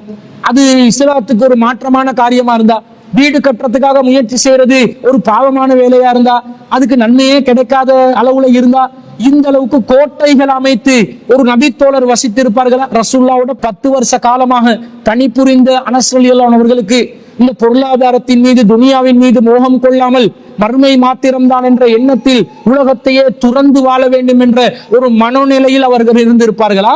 அல்லது இந்த உலகத்திலும் தேவையான வசதி வாய்ப்புகளோடு கடமைகளை நிறைவேற்றி வாழலாம் என்ற மனதில் இருந்திருப்பார்களா? எந்த மனநிலையில் இருந்திருப்பார்? இது தவறான ஒரு காரியமாக இருந்தால் இந்த உலகம் தேவையில்லை என்ற ஒரு மனநிலையில் இருந்திருப்பார். தவறான காரியம் இல்லை, இதற்கு எந்த நன்மையும் கிடைக்காது என்று சொன்னால் இந்த அளவுக்கு கோட்டைகள்ல வாழ்ற அளவுக்கு வீட்டுக்காக வேண்டி, மாளிகைகளுக்காக வேண்டி செலவழித்திருப்பார்களா? தர்மம் பண்ணியிருக்க மாட்டார்களா? நன்மையை பெற்று தரக்கூடிய ஏனைய பணிகள்ல செலவிட்டு இருக்க மாட்டார்களா? அப்படி செலவழித்திருப்பார்கள். அப்ப அல்லாஹ்வுடைய பாதையில செலவழிக்கிறதுக்கு நன்மை கிடைக்கிற மாதிரி இந்த நம்முடைய சொந்த வீட்டுக்கு, நாம் வாழ்ற இருப்பிடத்திற்கு செலவழிப்பது நன்மை தரக்கூடிய ஒரு காரியமாக இருந்ததனாலதான் நபித்தோழர்களே இப்படி செலவழித்திருக்கிறார்கள். இன்னும் சொல்ல போனால் சொர்க்கத்துக்கு நற்செய்தி பெற கூறப்பட்ட ஜுபைர் ரலியல்லாஹு அவர்கள், சொர்க்கத்துக்கு நற்செய்தி சொல்லப்பட்ட நபித்தோழர்கள் 10 பேர்ல ஒருவர் தான் ஜுபைர் ரலியல்லாஹு அவர்கள். அவரு மரண தருவாயில அவருக்கு இருந்த சொத்து பத்துக்கள் சம்பந்தமாக ஒரு செய்தி வருகிறது. இந்த செய்தி புகாரில 3129வது செய்தியா வருகிறது. அதுல அவருடைய மகனை அழைத்து, கடன் ஏதாவது இருந்தா அடைச்சிடணும், என்ற சொத்துக்கள் இருக்குது, அதுகளை பார்த்து செய்யுங்க, சொத்துக்கள் ஏதாவது கடன் அடைக்கிறதுக்கு முடியாது என்று சொன்னா என்னுடைய எஜமான் கிட்ட கேளுங்க என்று சொல்வார். அப்ப யாரு எஜமான் என்று எனக்கு தெரியல என்று சொன்ன நேரத்துல அவர் சொல்வார், என்னுடைய எஜமான் அல்லாஹ் தான், அல்லாஹ் கிட்ட கேளுங்க என்று சொன்னதாக ஒரு செய்தி வரும். அந்த செய்தியில ஜுபைர் ரலியல்லாஹு அவர்களுக்கு எந்த அளவுக்கு இருந்தா, ஃபக்குத்தில ஜுபைர் ரலியல்லாஹு அன்ஹு, ஜுபைர் ரலியல்லாஹு அவர்கள் ஷஹீதாக்கப்படுகிறார்கள். வலம் யதஅ தீனாரன் வலா திர்ஹமன் இல்லா அர்லீன், அவர் தீனார்களையும் திர்ஹம்களையும் விட்டு செல்லவில்லை, ஆனா 2 பெரும் நிலங்களை அவர் வைத்து விட்டு சென்றால். மின்ஹல் காபத்து, அதில் ஒன்று காபாவில் இருக்கிறது, வ இஹ்தா அஸ்ரத தாரன் பில் மதீனா, மற்றொன்று மதீனாவில் இருக்கிறது, அதிலே 11 வீடுகள் இருக்கின்றன. வதாரைனி பில் பஸ்ரா, பஸ்ரால 2 வீடு இருக்கின்றன. வதாரன் பில் கூஃபா, கூஃபால 1 வீடு இருக்கின்றது. வதாரன் பில் எகிப்தில இன்னொரு வீடு என்று அப்துல்லா இப்னு ஜுபைர் ரலியல்லாஹு அன்ஹு 15 வீடுகள் இருந்ததாக வருகிறது. சொர்க்கத்துக்கு நற்செய்தி பெறப்பட்ட ஒரு நபித்தோழர் 15 வீடுகளை தன்னிடம் வைத்த நிலையில் தான் மரணித்திருக்கிறார்கள். வீடுகளுக்கு செலவழிக்கிறதுல நன்மையே கிடைக்கலண்டா, அது நன்மையே வாய்க்காத ஒரு காரியமாக இருந்தால், அது ஒரு வீணான காரியமாக இருந்தா 15 வீடுகள் வைத்திருப்பாரா?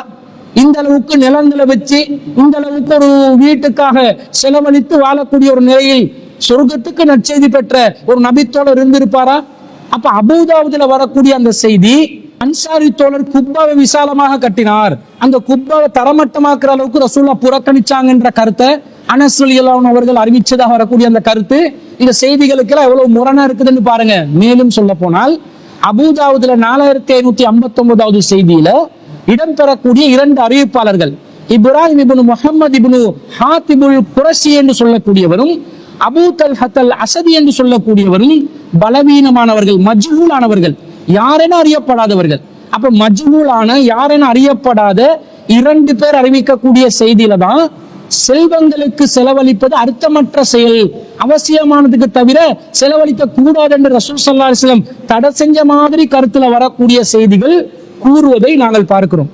அப்ப வீட்டுக்காக ஒருத்தர் செலவழிப்பது நன்மையை தராது என்றும், அது ஒரு வீணான காரியத்துக்கு நிகரானது என்றும், வீட்டுக்காக செலவழிப்பதுல நாங்க கவனமா இருந்து கொள்ளணும் என்று சொல்லி கருத்து சொல்வது இந்த குர்ஆன் வசனங்களுக்கும் இந்த ஹதீஸுகளுக்கும் எல்லாம் மாற்றமா இருக்குது. ரசூலுல்லாஹ் அப்படி சொல்லவே இல்லை. ரசூலுல்லாஹ் சொன்னதாக நேரடியாக ரசூலுல்லாஹ்வுடைய வாயில் வந்ததாக எந்த ஒரு அறிவிப்பும் இல்லை. ரசூலுல்லாஹ் சொன்னதாக வரக்கூடிய அறிவிப்புகள் எல்லாம் பலவீனமான அறிவிப்புகளாக இருக்கின்றன.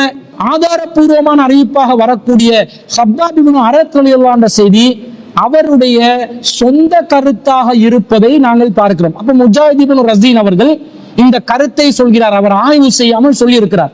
அப்ப யாரோ ஒருவர் மீது காழ்ப்புணர்வு கொண்டு சொன்னாரோ தெரியவில்லை. யார் என்னதை செய்யறாங்கன்றதை வச்சு மார்க்கத்துல நாங்க மாற்றமான கருத்துக்கள் சொல்லலாமா? செய்யப்படுகின்ற செயல் நல்லதாக இருந்தால், மார்க்கத்துக்கு முரணில்லாததாக இருந்தால், பாராட்டுறதுக்கு மனசு இல்லாட்டிலும் வஞ்சகத்தோடு அதை எதிர்க்கக்கூடிய கருத்தில் யாரும் பேசக்கூடாது. அப்ப இந்த வீடு கட்டுறதுக்காக ஒருவர் உழைப்பது, பாடுபடுவது, அதற்காக முயற்சி செய்வது எந்த வகையிலும் நன்மையை பெற்று தராது என்று சொல்ல முடியாது. அது அல்லாஹ்வுடைய பாக்கியமாக, அருளாக, மனநிறைவாக, மன திருப்தியாக வருகின்ற காரியம் என்பதனால அதற்காக வேண்டி நாங்கள் செலவழிப்பதில் நமக்கு கண்டிப்பாக நன்மைதான் கிடைக்கும் என்று வருகிறது.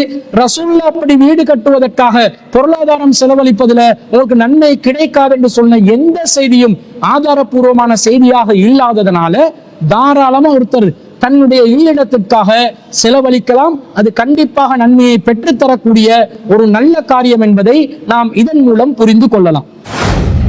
அடுத்ததாக மாதம்பையை சேர்ந்த ஒரு சகோதரர் என்ன கேட்கிறார் என்று சொன்னா, பெண் வீட்டு விருந்துக்கு இஸ்லாத்துல ஆதாரம் இருக்குதா என்று கேட்கிறார். இது சம்பந்தமாக நம் சகோதரர்கள் மத்தியில ஒரு முழுமையான ஒரு தெளிவில்லாத நிலையை நாங்கள் பார்க்கிறோம். சில சர்ச்சையான நிலைகளும் ஏற்பட்டிருப்பதை பார்க்கிறோம். இஸ்லாத்துல திருமணம் சம்பந்தப்பட்ட விவகாரத்துல விருந்தாக நமக்கு சொல்லப்படுவது வலீமா விருந்தை தான் இஸ்லாம் சொல்கிறது. அதை நாங்க பரவலா அறிந்து வைத்திருக்கிறோம். வலீமா என்பதை உங்களுக்கு தெரியும். அப்துல் ரஹ்மான் இப்னு அவுஃப் ரலியல்லாஹு அன்ஹு அவர்கள் ரசூல் ஸல்லல்லாஹு அலைஹி வஸல்லம் சுபஹ் நேரத்துல பள்ளிவாசல சந்திக்கும் போது அவருடைய ஆடையில மஞ்சள் நிறத்துல ஒரு விசேடத்தை பார்க்கிறாங்க. அது அந்த காலத்துல திருமணம் முடித்தவர்கள் நறுமண பொருளாக பயன்படுத்தக்கூடிய ஒரு பொருளை பயன்படுத்தி வந்ததை கண்டு ரசூல் ஸல்லல்லாஹு அலைஹி வஸல்லம் கேட்கிறாங்க, என்ன விசேஷம் கேட்டதுல அவர் திருமணம் முடிச்சதாக அறிவிக்கிறார். அப்ப நீங்க யாரை முடிச்சீங்க? ஒரு அன்சாரி பெண்ணை. சரி, நீங்க மகராக எதை கொடுத்தீங்க என்று கேட்க அவர் சொல்கிறார், நான் ஒரு ஈச்சப்பழம் கொட்டை அளவுக்கு தங்கம் கொடுத்தேன் என்று சொல்கிறார். அப்போது நபி ஸல்லல்லாஹு அலைஹி வஸல்லம் அவர்களுக்கு சொல்கிறார்கள், ஃபகால லஹும் நபி ஸல்லல்லாஹு அலைஹி வஸல்லம் அவுலின் வலௌ பிசாத்தின், ஒரு ஆட்டையாவது நீங்கள் வலீமா விருந்தாக கொடுங்க என்று நபி ஸல்லல்லாஹு அலைஹி வஸல்லம் அவர்கள் சொன்னதை நாங்கள் பார்க்கிறோம். இதை புகாரியில 2048வது செய்தியா பார்க்கிறோம். அப்ப இந்த இடத்துல ரசூல் ஸல்லல்லாஹு அலைஹி வஸல்லம் அவர்கள் யாருக்கு வலீமா விருந்த கொடுக்கிறதுக்கு கட்டளை இடுகிறார்கள்? மணமகனுக்கு தான் கட்டளை இடுகிறார்கள். அவுலிம் வலௌ பிசாத்தின், ஆட்டையாவது வலீமாவா கொடுங்கண்டா அவுலிம் ஆணாகிய நீங்க கொடுங்க, நீங்க வலீமா கொடுங்க என்றுதான் நபி ஸல்லல்லாஹு அலைஹி வஸல்லம் அவர்கள் சொல்லி இருப்பதை பார்க்கிறோம். அப்ப பொதுவாக இஸ்லாத்தில் உள்ள அடிப்படையான அசலான முறை என்ன? ஒரு ஆண் தான் மணமகளுக்கு வலீமா விருந்தை கொடுக்க வேண்டும். மணமகள் சார்ந்தவர்களுக்கும் மணமகன் சார்ந்தவர்களுக்கும் மகிழ்ச்சியை வெளிப்படுத்துவதற்காக வலீமா விருந்தை ஒரு ஆண் தான் கொடுக்க வேண்டும் என்பதை அடிப்படையான ஒரு செய்தியாக நாங்கள் பார்க்கிறோம். ரசூல் ஸல்லல்லாஹு அலைஹி வஸல்லம் அவருடைய காலத்துல வலீமா விருந்து ஆண்கள் தான் கொடுத்திருக்கிறாங்க. இந்த திருமணத்தொட்டி வலீமாவை தாண்டி வேறு விருந்துகள் ரசூல் ஸல்லல்லாஹு அலைஹி வஸல்லம் காலத்துல இடம்பெறவில்லை. இடம்பெற்றதற்கு எந்த ஒரு ஆதாரமும் இல்லை. அப்ப ஆண்கள் வலீமா விருந்து தான் திருமணத்துல ஒரு விருந்தாக கொடுத்திருக்கிறாங்க என்று வரும் பொழுது நபிகள் நாயகத்துடைய காலத்துல இது நடைமுறையில் இருந்ததை வைத்து நாங்கள் என்ன விளங்கிக் கொள்கிறோம் என்றா, இஸ்லாத்துல திருமண விருந்துக்கு ஒரு வழிகாட்டல் கிடைத்து விட்டது. என்ன வழிகாட்டல்? வலீமா என்ற விருந்து தான் திருமணத்துக்குரிய ஒரு வழிகாட்டல்.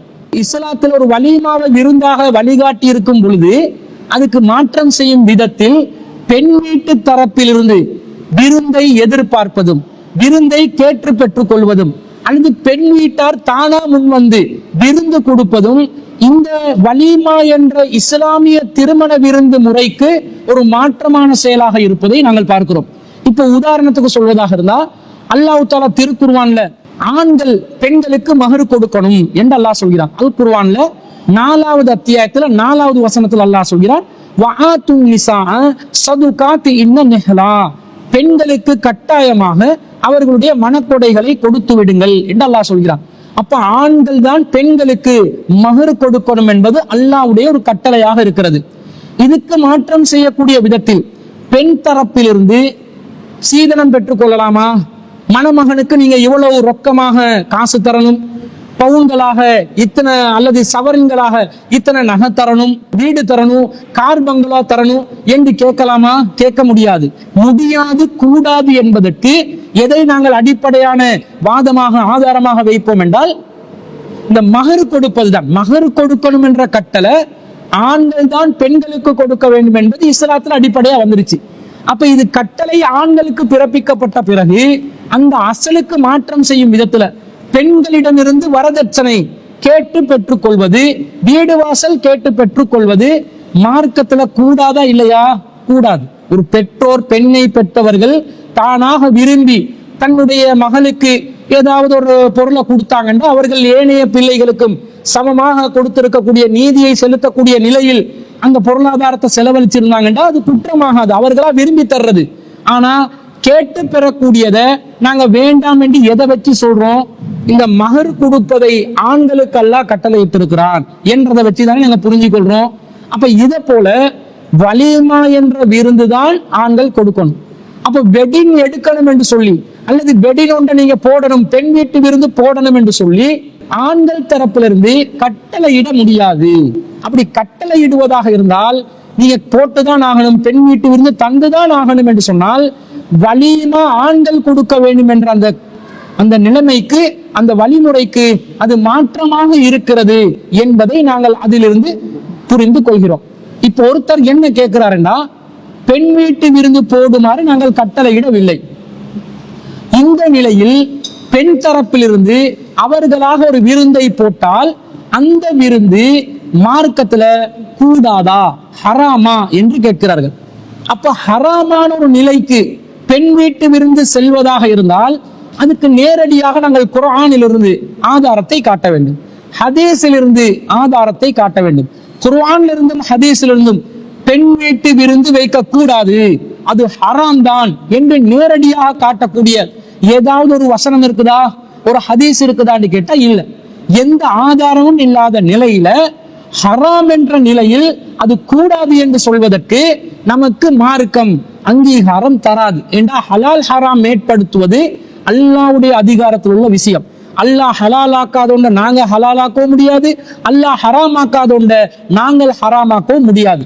அப்ப பெண் வீட்டு விருந்து ஒருத்தர் கேட்டு பெற்றுக்கொண்டு தந்துதான் ஆகணும், அப்பதான் இந்த திருமணத்தை நாங்க செய்வோம் என்ற நிலைக்கு வந்தால் அந்த பெண் வீட்டு விருந்தை இஸ்லாம் அங்கீகரிக்காது. அது வலிமா விருந்து கொடுக்க வேண்டும் என்பதற்கு மாற்றமாக இருக்கிறது. இதை தாண்டி பெண் வீட்டை சேர்ந்தவர்கள் அவர்களாக விரும்பி ஒரு விருந்த போட வந்தா ஹராம் என்று அதை நாங்கள் தடுக்க முடியாது. ஆனால் நபிகள் நாயகத்துடைய காலத்துல எது வழக்கம், எது முறையா இருந்துச்சு? வலிமா என்ற முறை தானே முறையா இருந்துச்சு, வலிமா தானே விருந்தா இருந்துச்சு. இஸ்லாமிய திருமணத்துக்கு விருந்தாக ரசூல்லா வழிகாட்டினது வலிமா தானே. எனவே வலிமாவை நாங்கள் செய்து கொள்வோம், பெண் வீட்டு விருந்தை நாங்கள் தவிர்த்து கொள்வோம் என்று தவிர்த்து கொள்வதற்கு தான் நமக்கு ஆதாரம் கிடைக்கிறது. ஹராம் என்று கூடாது என்று கட்டளையிடுவதற்கு நேரடி ஆதாரம் கிடைக்கவில்லை. அதை தவிர்த்து கொள்ளணும். பெண் வீட்டு விருந்து ரசூல்லாவுடைய காலத்துல நடைமுறையில் இல்லாத, ரசூல்லாவினால் வழிகாட்டப்படாத, திருமணத்துக்கு ரசூல்லா வழிகாட்டின வலிமா விருந்து முறைக்கு மாற்றமாக இருக்கும் காரணத்தினால் தவிர்த்து கொள்ளக்கூடிய நிலையில் நம்முடைய பேணுதலுக்காக நாங்கள் தவிர்த்து கொள்ளலாமே தவிர ஹராம் என்ற நிலையில் அது கூடாது என்று சொல்லக்கூடாது என்பதுதான் நம்முடைய வாதமாக இருக்கிறது. ஆனா சில பேர் பெண் வீட்டு விருந்து கொடுக்கலாம் என்பதற்கு ஒரு ஹதீஸ ஆதாரமா காட்டுவாங்க. புகாரில வரக்கூடிய 5182வது ஹதீஸ், சஹல் இப்னு சஅத் அஸ்-ஸாயிதி ரலியல்லாஹு அவர்கள் அறிவிக்கக்கூடிய ஒரு செய்தியை அறிவிக்கிறாங்க. அதுல அபு உசைத் ஸாயிதி என்று சொல்லக்கூடியவர் தஅன் நபிய ஸல்லல்லாஹு அலைஹி வஸல்லம் வ அஸ்ஹாபஹு, ரசூலுல்லாஹையும் அவருடைய தோழர்களையும் விருந்துக்காக அழைத்தார்கள். ஃபமா ஸனஅ லஹும் தஆமன் வலா கர்ரபஹு இலைஹிம் இல்லா இம்ராஅத்துஹு உம்மு உசைத், ரசூலுல்லாஹ்வுக்காகவும் சஹாபாக்களுக்காகவும் உணவை தயாரித்ததும் அந்த உணவை பராமரித்ததும் உம்மு உசைத் என்று சொல்லக்கூடிய அபு உசைதுடைய மனைவிதான் செய்தார்கள் என்று ஒரு செய்தி வருகிறது. இந்த செய்தியை ஆதாரமா காட்டி என்ன சொல்லுவாங்க? உம்மு உசைத் அவர்கள் அபு உசைத் ரலியல்லாஹு அன்ஹு அவர்களுடைய அந்த திருமண விருந்தை கொடுத்தார்களா இல்லையா? கணவன் கொடுக்க வேண்டிய விருந்த உம்மு உசைத் ரலியல்லாஹு அன்ஹு அவர்கள் தானே கொடுத்தார்கள். எனவே பெண் வீட்டு விருந்து கொடுப்பதற்கு நமக்கு அனுமதி இருக்கிறது என்று இந்த ஹதீஸ் ஆதாரமா காட்டுவாங்க. ஆனா இந்த ஹதீஸ்ல உம்மு உசைத் ரலியல்லாஹு அன்ஹு அவர்கள் தனது கணவன் அபு உசைத் ரலியல்லாஹு அன்ஹு அவர்களுக்கு சார்பாக, அவருக்காக வேண்டி, அவருக்கு பகரமாக இவங்க விருந்து கொடுத்தாங்கன்னு வரல.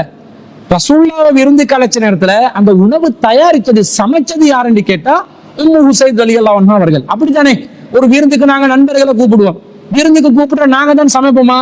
பெரும்பாலும் மனைவி தான் சமைப்பாங்க. அப்ப மனைவி சமைக்கிறாங்கன்றதுனால அந்த விருந்து கொடுத்தது மனைவி என்று ஆக மாட்டாது. மனைவி சமைத்து அதை பராமரிக்கிற காரியம் செஞ்சாங்க. இந்த செய்தியிலிருந்து மனைவி வீட்டில் ஒரு உணவை சமைத்து வரக்கூடிய விருந்தினருக்கு நேரில் வந்து பராமரிக்கலாம் என்றது நமக்கு பராமரிப்பதற்கு ஆதாரம் கிடைக்குதே தவிர, மனைவி அந்த விருந்தை தனது கணவனுக்காக வேண்டி திருமண விருந்தாகவே கொடுத்தார்கள் என்பதற்கு இந்த செய்தியில எந்த ஆதாரத்தையும் நாங்கள் பார்க்க முடியவில்லை. அப்ப உம்மு உசைத் ரலியல்லாஹு அன்ஹா அவர்கள் கணவன் சார்பாக சமைத்தார்களே தவிர கணவனுக்காக வேண்டி திருமண விருந்து கொடுத்தாங்க இந்த செய்தி வராததுனால இது பெண் வீட்டு விருந்துக்கு ஆதாரம் ஆகாது. அப்ப பெண் வீட்டு விருந்து ஒருத்தர் கொடுப்பது ஹராம் இல்லை, மார்க்கம் அதை தடை செய்வதற்கு நேரடி ஆதாரங்கள் இல்லை. ஆனால் வலிமா தான் ரசூலோட காலத்துல வழிமுறை, வலிமா தான் இஸ்லாத்துல காட்டப்பட்ட வழிமுறை.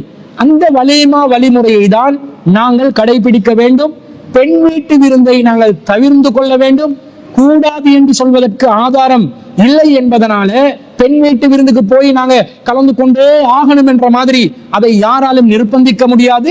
ரசூலுல்லாஹி காலத்தில் உள்ள நடைமுறைக்கு மாற்றமான ஒரு காரியமாக இருப்பதனால அதை நாங்கள் தவிர்த்து கொள்வதற்கு முழுமையான உரிமை இருக்கிறது. இதை ஒரு சமூக உணர்வோடு, திருமணம் என்பது இலகுவாக நடத்தப்பட வேண்டும், திருமணம் என்பது குறைந்த செலவில் நடத்தப்பட வேண்டும். சடங்கு சம்பிரதாயங்கள் திருமணத்துக்கு அதிகமாக வந்தால் என்ன நடக்கும் தெரியுமா? இருக்கிற செலவினங்கள் எல்லாம் கூடி சமூகத்தில் வாழக்கூடிய ஏழை குமர்கள் திருமணம் முடிப்பதற்கு முடியாத ஒரு சூழ்நிலை ஏற்பட்டு விபச்சாரத்தின் வாசல் திறக்கப்பட்டு நம் சமூகத்தினுடைய கட்டமைப்பு அப்படியே சிதைந்து போகக்கூடிய ஒரு நிலை ஏற்படும். அது மாத்திரமல்ல, இந்த வாசலை திறந்து வச்சோன்னே சமூகத்துல எல்லாம் என்ன செய்வாங்க? பெண் வீட்டு விருந்தா மருத்தோண்டி சாப்பாடு, மருதாணியை போடுவதற்கும் சாப்பாடு, வேறு வேறு சாப்பாடு என்று நிறைய சாப்பாடுகளை அதிகரித்து கொண்டே சென்று விடுவார்கள். எனவே ரசூலுல்லாஹ் காட்டி தந்த அந்த வலீமா என்ற விருந்தோடு நாங்கள் பேணுதலாக இருந்து கொள்ள வேண்டும். வலீமாவுக்காக வருபவர்கள், வீட்டுக்காக வேண்டி பெண் தரப்புல உறவினர்கள் முந்தின நாள் வந்து சேர்றாங்க, அடுத்த நாள் வலீமா இருக்குது. அப்ப வீட்டுக்கு வந்தவங்களுக்காக வேண்டி ஒருத்தர் சமைச்சு கொடுக்குறாரு, இது பரவாயில்லையான்னு கேட்டா இதுக்கு குற்றம் பிடிக்க முடியாது. ஏனென்றா அது வீட்டுக்கு வந்தவங்க திருமணத்துக்காக வந்தாலும் சரி, வேறொரு நாள்ல சாதாரணமாக நிலையில வந்தாலும் சரி, அவங்க வந்த நேரத்தை கவனிச்சு சாயங்கால நேரம் வந்தாங்கன்னா ஒரு டீ பிஸ்கட்டை கொடுப்போம், பகல் நேரத்துல வந்தாங்கன்னா சாப்பிட்டீங்களான்னு கேட்போம், இல்லைன்னா சாப்பாடை கொடுப்போம். அது அந்த நேரத்தை பொறுத்து நாங்க கவனிச்சு அனுப்பக்கூடிய வழக்கம் இருக்குது. இரவு நேரத்துல வந்தாலும் சாப்பிட்டு வந்தீங்களா, சாப்பாடு ஏற்பாடு செய்வான்னு கேட்டு செய்வாங்க. இது விருந்தோம்பல்ல வரும், விருந்தினர்களை உபசரிப்பதில் வரும். இது பெண் வீட்டுக்கு வந்தாங்க விருந்து கொடுத்தாங்கன்ற மாதிரி வராது. ஆனா பெண் வீட்டுக்கு வர்ற குடும்ப உறவினர்களுக்கு விருந்து கொடுக்குறீங்க, அது ஒரு சாதாரண ஒரு சாப்பாடு நிலையில வருது, விருந்தினர்களை உபசரிக்கும் நிலையில வருது. ஆனா இந்த விருந்துக்கு என்ன பண்றாங்கடா, அக்கத்து பக்கத்துல உள்ள எல்லாருக்கும் அழைப்பிதழ் கொடுக்குறாங்க. இன்னைக்கு வீட்டுல விருந்து வைக்கிறோம், எல்லாரும் வாங்க என்று சொல்லி மண்டபத்தை பிடிச்சி திருமணம் நடத்தாதவர்கள் கூட என்ன செய்வாங்க? பெண் வீட்டுல முந்தின நாள் என்ன பண்ணுவாங்க? குடும்ப உறவினர்கள் எல்லாம் ஒன்று கூடினார்கள், எனவே நீங்களும் வாங்க, அக்கத்து கிளையும் பக்கத்து கிளையும் வாங்க, எல்லாரும் வாங்க, வந்து ஒன்று சேர்ந்து சாப்பிடுவோம் என்று சொல்லி திருமணத்தை ஒட்டி இந்த விருந்தை விசாலமாக்குறாங்க. அப்ப என்ன நடக்கும் என்று சொன்னா, இதுல சமூக ரீதியான ஒரு பாதிப்பு இருக்கிறது. எனவே இதை நாங்கள் கண்டிப்பாக தவிர்த்து கொள்ள வேண்டும். வலீமாவுக்கே நாங்கள் முக்கியத்துவம் கொடுக்க வேண்டும், அதையே நாங்கள் நடைமுறைப்படுத்த வேண்டும். குடும்பத்தினர்கள் முந்தின நாள் வந்தாங்கன்னா சாதாரண நாட்கள் அவங்களுக்கு சாப்பாடு கொடுக்குற மாதிரி அது திருமண நாளுக்கு முந்தின நாள் வந்தாலும் சாப்பாடு கொடுக்கலாம். வெளியில போய் குடும்பத்தில் ஆட்கள் வந்திருக்கிறாங்க, வெளியில சாப்பாட்டுக்கு அவங்கள அனுப்ப முடியாது, அவங்களை நாங்க தான் கவனிக்கணும் என்ற அடிப்படையில் கொடுத்தா அது திருமண விருந்து கொடுத்த கணக்குல வராது. ஆனா அதுக்கு அக்கத்து பக்கத்துல உள்ள எல்லாத்தையும் அழைச்சி விருந்தை நீங்க விசாலமாக்குறீங்கடா, அதுவும் மீண்டும் ஒரு பெண் வீட்டு விருந்தா மாதிரி இந்த சமூகத்துல பெண்கள் திருமணம் முடிப்பதற்குரிய இலகுவான வாசல்களை தடுக்கிறது, தடை செய்கிறது. அது சமூகத்துக்கு பெரிய ஒரு பாதிப்பை ஏற்படுத்துகிறது. எனவே இந்த பெண் வீட்டு விருந்தை விட்டு நாங்கள் தவிர்த்து கொள்ள வேண்டும். நபி வழிப்படி வலீமா விருந்தையே நாங்கள் முன்னிலைப்படுத்த வேண்டும் என்பதைத்தான் நாங்கள் இந்த செய்திகள்ல இருந்து புரிந்து கொள்கிறோம். ஆனால் ஹராம் இல்லை. ஒருத்தர் கொடுக்க நினைச்சா தடுக்கிறதுக்கு நேரடி ஆதாரம் இல்லை. அவர் நான் விரும்பி கொடுக்கிறேன், எனக்கு வசதி இருக்குது, மணமகன் தரப்புல இருந்து என்னை வற்புறுத்தவில்லை, நான் என்னுடைய குடும்ப உறவுகளுக்காக வேண்டி நான் ஒரு விருந்தை ஏற்பாடு செய்கிறேன் என்று ஒருவர் நினைத்தால் அது அவருக்கு நாங்க மார்க்க ரீதியாக தடுக்கிறதுக்கு ஆதாரம் இல்லை. அதனால அவரை வந்து ஹராமான காரியத்தில் ஈடுபடுகிறார் என்று சொல்ல முடியாது. ஆனால் இந்த நபர் புரிந்து கொள்ள வேண்டும், அவருடைய செயற்பாட்டின் காரணமாக ஒரு சமூகத்துக்கே ஒரு பாதிப்பு ஏற்படுகிறது. அது குறித்து மறுமையில் அல்லாஹ் விசாரித்தால் அதற்கும் அவர் பதில் சொல்வதற்கு தயாரான நிலையில தான் அவருக்கு ஹராம் இல்லை, நான் செய்கிறேன் என்று செய்ய முற்படுபவர் செய்வதற்கு முன்வர வேண்டும் என்ற இந்த சமூக பாதிப்பு பெரிய அளவில் ஒரு பாதிப்பாக நிகழ்ந்து கொண்டிருப்பதை நாங்கள் நிதர்சனமாக பார்க்கிறோம். எனவே பெண் வீட்டு விருந்தை விட்டு நாங்கள் முற்றிலும் முழுதாக தவிர்ந்து கொண்டு நபி வலிமா விருந்தையே நாங்கள் முற்படுத்த வேண்டும் என்பதுதான் இதற்கு நாங்கள் பதிலாக சொல்ல கடமைப்பட்டிருக்கிறோம்.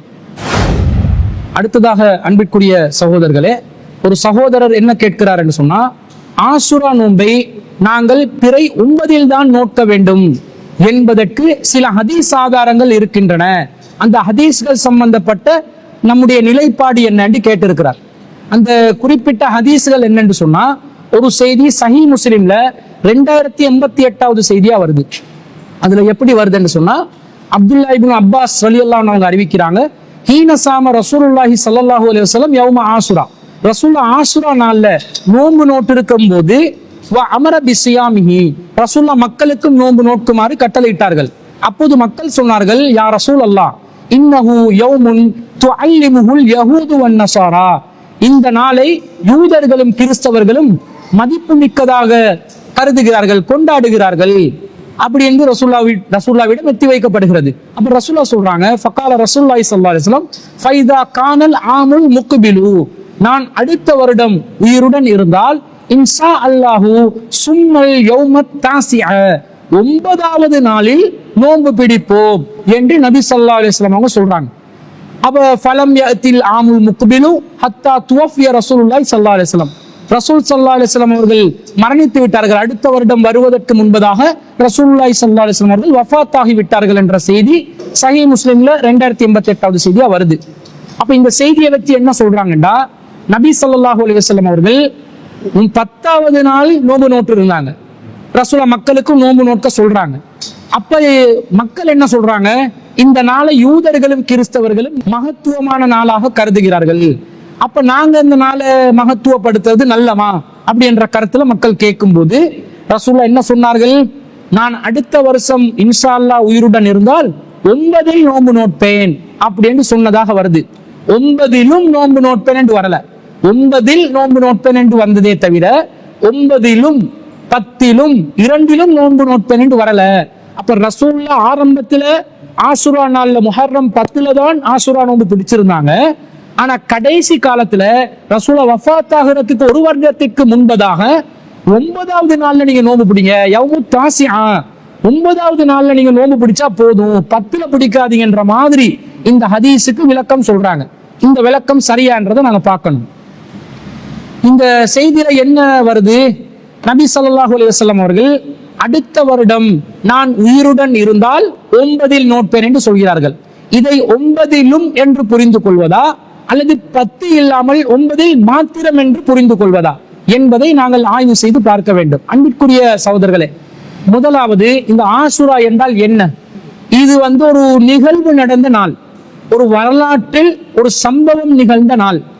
ஆசுரா என்ற வார்த்தை என்ன சொல்லுதுண்டா, 10வது நாள் என்ற கருத்தை தான் சொல்லுது. யௌமு ஆசுரா என்றாலே 10வது நாளை குறிக்கக்கூடிய ஒரு வார்த்தை தான். அப்ப இது ஒரு நிகழ்வு நடந்து ஒரு மாதத்துல, அதாவது முஹர்ரம் மாதத்துல 10வது தினத்தில் அந்த நிகழ்வு, அந்த சம்பவம் ஏற்பட்டதனாலதான் நபி ஸல்லல்லாஹு அலைஹி வஸல்லம் அவர்கள் அந்த நாளை மகத்துவமாக்குமாறு சொல்கிறார்கள். அந்த செய்தியில ரசூலா எப்படி சொல்றாங்கன்னு சொன்னா, அன்ன அஹ்லல் ஜாஹிலியா மக்கள் கானு யஸூமுன யௌம ஆசுரா, 10வது நாளில் ஆசுரா நாளில் நோன்பு நோக்கக்கூடியவர்களாக இருந்தார்கள். அப்ப ரசூலுல்லாஹ் வ அன்ன ரசூலுல்லாஹி ஸல்லல்லாஹு அலைஹி வஸல்லம் சாமஹு வல் முஸ்லிமூன கப்ல ஐ யுஃப்தரல் ரமலான், ரசூலுல்லாஹும் முஸ்லிம்களும் ரசூல் ஸல்லல்லாஹு அலைஹி வஸல்லம் அவர்களும் ரமலான் மாத நோன்பு கடமையாக்கப்படுவதற்கு முன்பதாக இந்த ஆசுராவை தான் கடைபிடித்து வந்தார்கள். ஃபலம் மஃப்துரில ரமலான், ரமலான் கடமையாக்கப்பட்ட பிறகு ரசூல் ஸல்லல்லாஹு அலைஹி வஸல்லம் சொல்றாங்க, இன்ன ஆசுரா, ஆசுரா என்பது யௌமுன் மின் ஐயாமில்லாஹ், அது அல்லாஹ்வுடைய நாட்களில் ஒரு நாளாகும். ஃபமன் ஸாஅ ஸாமஹு வமன் ஸாஅ தரகஹு, விரும்பியவர் அதில் நோன்பு நோக்கலாம், விரும்பியவர் அதை விட்டு விடலாம் என்று சொன்னார்கள் என்று சஹீஹ் முஸ்லிம்ல 1901வது செய்தியில வருது. இதுல ரசூலா என்ன வார்த்தையை பயன்படுத்துறாங்க, இன்ன ஆசுரா யௌமுன் மின் ஐயாமில்லாஹ், ஆசுரா என்பது அல்லாஹ்வின் நாட்களில் ஒரு நாளாக இருக்கிறது, அல்லாஹ்வின் நாட்களில் ஒரு நாளாக இருக்கிறது என்று சொன்னா அந்த நாள்ல நாங்க நோன்பு நோட்கிறோம் என்று சொன்னா அது அல்லாஹ் தீர்மானிச்ச ஒரு நாளாக இருக்கிறது என்று அர்த்தம். அப்ப முஹர்ரம் 10ஆவதுல நோன்பு நோட்கணும் என்பது யாரால் தீர்மானிக்கப்பட்ட ஒண்ணு? அல்லாஹ்வினால் தீர்மானிக்கப்பட்ட ஒன்று. ஒரு நிகழ்வு, ஒரு சம்பவம் நடக்குது. மூசா அலைஹிஸ்ஸலாம் அவர்களும் மூசா அலைஹிஸ்ஸலாத்துடைய தோழர்களும் ஃபிரௌன் என்ற கொடுங்கோல ஆட்சியாளரிடம் இருந்து கடல் கடக்க செய்து காப்பாற்றப்பட்ட நாள். அதற்கு நன்றி செலுத்துவதற்காகத்தான் மூசா அலைஹிஸ்ஸலாம் அவர்கள் அந்த நாளில் நோன்பு நோற்றார்கள் என்று வருகிறது. அப்ப அந்த நாள்ல ஒரு நிகழ்வு ஏற்பட்டு ஒரு சம்பவம் நடந்து அல்லாஹ்வுடைய அருள் ஒரு சமூகத்துக்கு கிடைத்ததனால அந்த நாளில் மூசா அலைஹிஸ்ஸலாம் அவர்களும் அவருடைய தோழர்களும் நோன்பு நோற்றதனால நபி ஸல்லல்லாஹு அலைஹி வஸல்லம் அவர்கள் அந்த நாள்ல நோன்பு நோட்டாங்க. அது அல்லாஹ்வின் நாளில் ஒரு நாளாக இருக்கிறது. அப்ப அந்த நாள்ல ஒரு மாற்றத்தை ஏற்படுத்தலுமா? 10 வேணாம் 9 என்று ஆக்கலுமா? நடந்த வரலாறு மாத்திர மாதிரி இது வருகிறதா இல்லையா? அதனால 9ல ரசூலுல்லாஹ் மாத்தினாங்க என்ற கருத்துல சஹீஹ் முஸ்லிம்ல 2088வது செய்தியை நாங்க புரிந்து கொள்ளக்கூடாது. அது அல்லாஹ்வின் நாளான ஒரு முஹர்ரம் மாதம் 10வது நாள்ல தான் நிகழுது. அந்த நாளை நாங்க நோன்பு பிடிச்சு அடுத்த வருஷமும் மேலதிகமாக 9லும் நோன்பு நோட்டுக் கொள்ள வேண்டும் என்ற கருத்துல தான் அந்த செய்தியை நாங்க புரிஞ்சு கொள்ளணும் என்று இதன் மூலம் விளங்கிக் கொள்கிறோம். அடுத்ததாக இன்னும் வருகிறது. நபி ஸல்லல்லாஹு அலைஹி வஸல்லம் அவர்கள் சொன்னதாக ஜாமிஉ திர்மிதியில 686வது செய்தியில வருது, அமர ரசூலுல்லாஹி ஸல்லல்லாஹு அலைஹி வஸல்லம் பிஸௌமி ஆஷுரா யௌமுல் ஆஷிரி. நபி ஸல்லல்லாஹு அலைஹி வஸல்லம் அவர்கள் ஆஷுரா நோன்பை முஹர்ரம் 10வது நாளில் நோக்குமாறு தான் கட்டளையிட்டார்கள் என்று வருகிறது. அப்ப 10வது நாள்ல ரசூலுல்லாஹ் கட்டளையிட்டு இருக்கிறாங்க. ஏற்கனவே 10ல கட்டளையிட்டு இருந்தால் அந்த கட்டளையை ரத்து செய்து விட்டு 9ல நோக்க சொல்லி ரசூலுல்லாஹ் சொல்லியிருப்பாங்க. நீங்க 10 ரத்து செஞ்சிருங்க, இனிமேல் 10 தேவையில்லை, 10 சொல்லிட்டேன், இனிமேல் 10 இல்ல 9 தான் என்று நபி ஸல்லல்லாஹு அலைஹி வஸல்லம் அவர்கள் சொல்லி இருப்பார்கள். 10 தான் அசலான நாள். அப்ப 10ல நோன்பு நோக்கணும் என்றது ஏற்கனவே ரசூலோட கட்டளையில இருக்குது. அதை ரத்து செய்துவிட்டு ரசூலுல்லாஹ் 9ல் நோக்குமாறு சொல்லவில்லை. அப்படி சொல்லி இருந்தால் 9ல தான் நோக்கணும் என்று புரிந்து கொள்ளலாம். ரத்து செய்யாத நிலையில் அடுத்த வருஷம் நான் 9ல் நோட்பேன் என்றா 10லும் 9லும் சேர்த்து நோக்க வேண்டும் என்றுதான் இதை நாங்கள் புரிந்து கொள்ள வேண்டும். அடுத்ததாக இந்த 9வது நாள்ல தான் ஆஷுரா நோன்பு பிடிக்கணும் என்று சொல்லக்கூடியவர்கள் என்ன கருத்துல சொல்றாங்க? யூதர்களுக்கு மாற்றம் செய்ய சொல்லிட்டாங்க ரசூலுல்லாஹ். யூதர்கள் அந்த 10வது நாளை புனிதமாக்குறதுனால அவங்களுக்கு மாற்றம் செய்வதற்காக வேண்டி நாங்க 9ல நோக்கணும் என்றுதான் ரசூலுல்லாஹ் எங்களுக்கு வழிகாட்டினாங்க என்ற மாதிரி ஒரு கருத்தை பதிவு செய்கிறார்கள். அன்பிற்குரியவர்களே, இந்த கருத்தும் ஏற்புடைய ஒரு கருத்து இல்லை. ஏனென்றால் யூதர்கள் 10வது நாள்ல நோன்பு நோற்றார்கள் என்ற செய்தி ரசூல் ஸல்லல்லாஹு அலைஹி வஸல்லத்துக்கு அப்பதான் தெரியும் என்றது இல்லை, அதுக்கு முன்னாடியே தெரியும். ரசூல் ஸல்லல்லாஹு அலைஹி வஸல்லம் அவர்கள் கான யௌமு ஆஷுரா யௌமன் துஅல்லிமுஹுல் யஹூத் வ தத்தகிதுஹு ஈதா.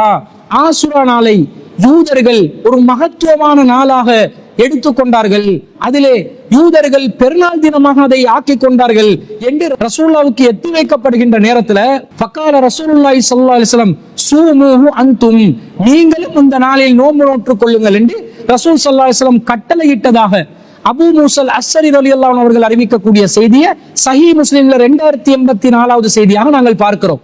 அதே போன்று சஹீஹ் முஸ்லிம்ல 2083வது செய்தி என்ன சொல்லுதுன்னு சொன்னா, ரசூல் ஸல்லல்லாஹு அலைஹி வஸல்லம் அவர்கள் இந்த யூதர்கள் ஃபவஜதல் யஹூத சியாமன் யௌம ஆஷுரா, யூதர்கள் ஆஷுரா நாள்ல நோன்பு நோட்பதை ரசூலுல்லாஹ் பார்க்கறாங்க.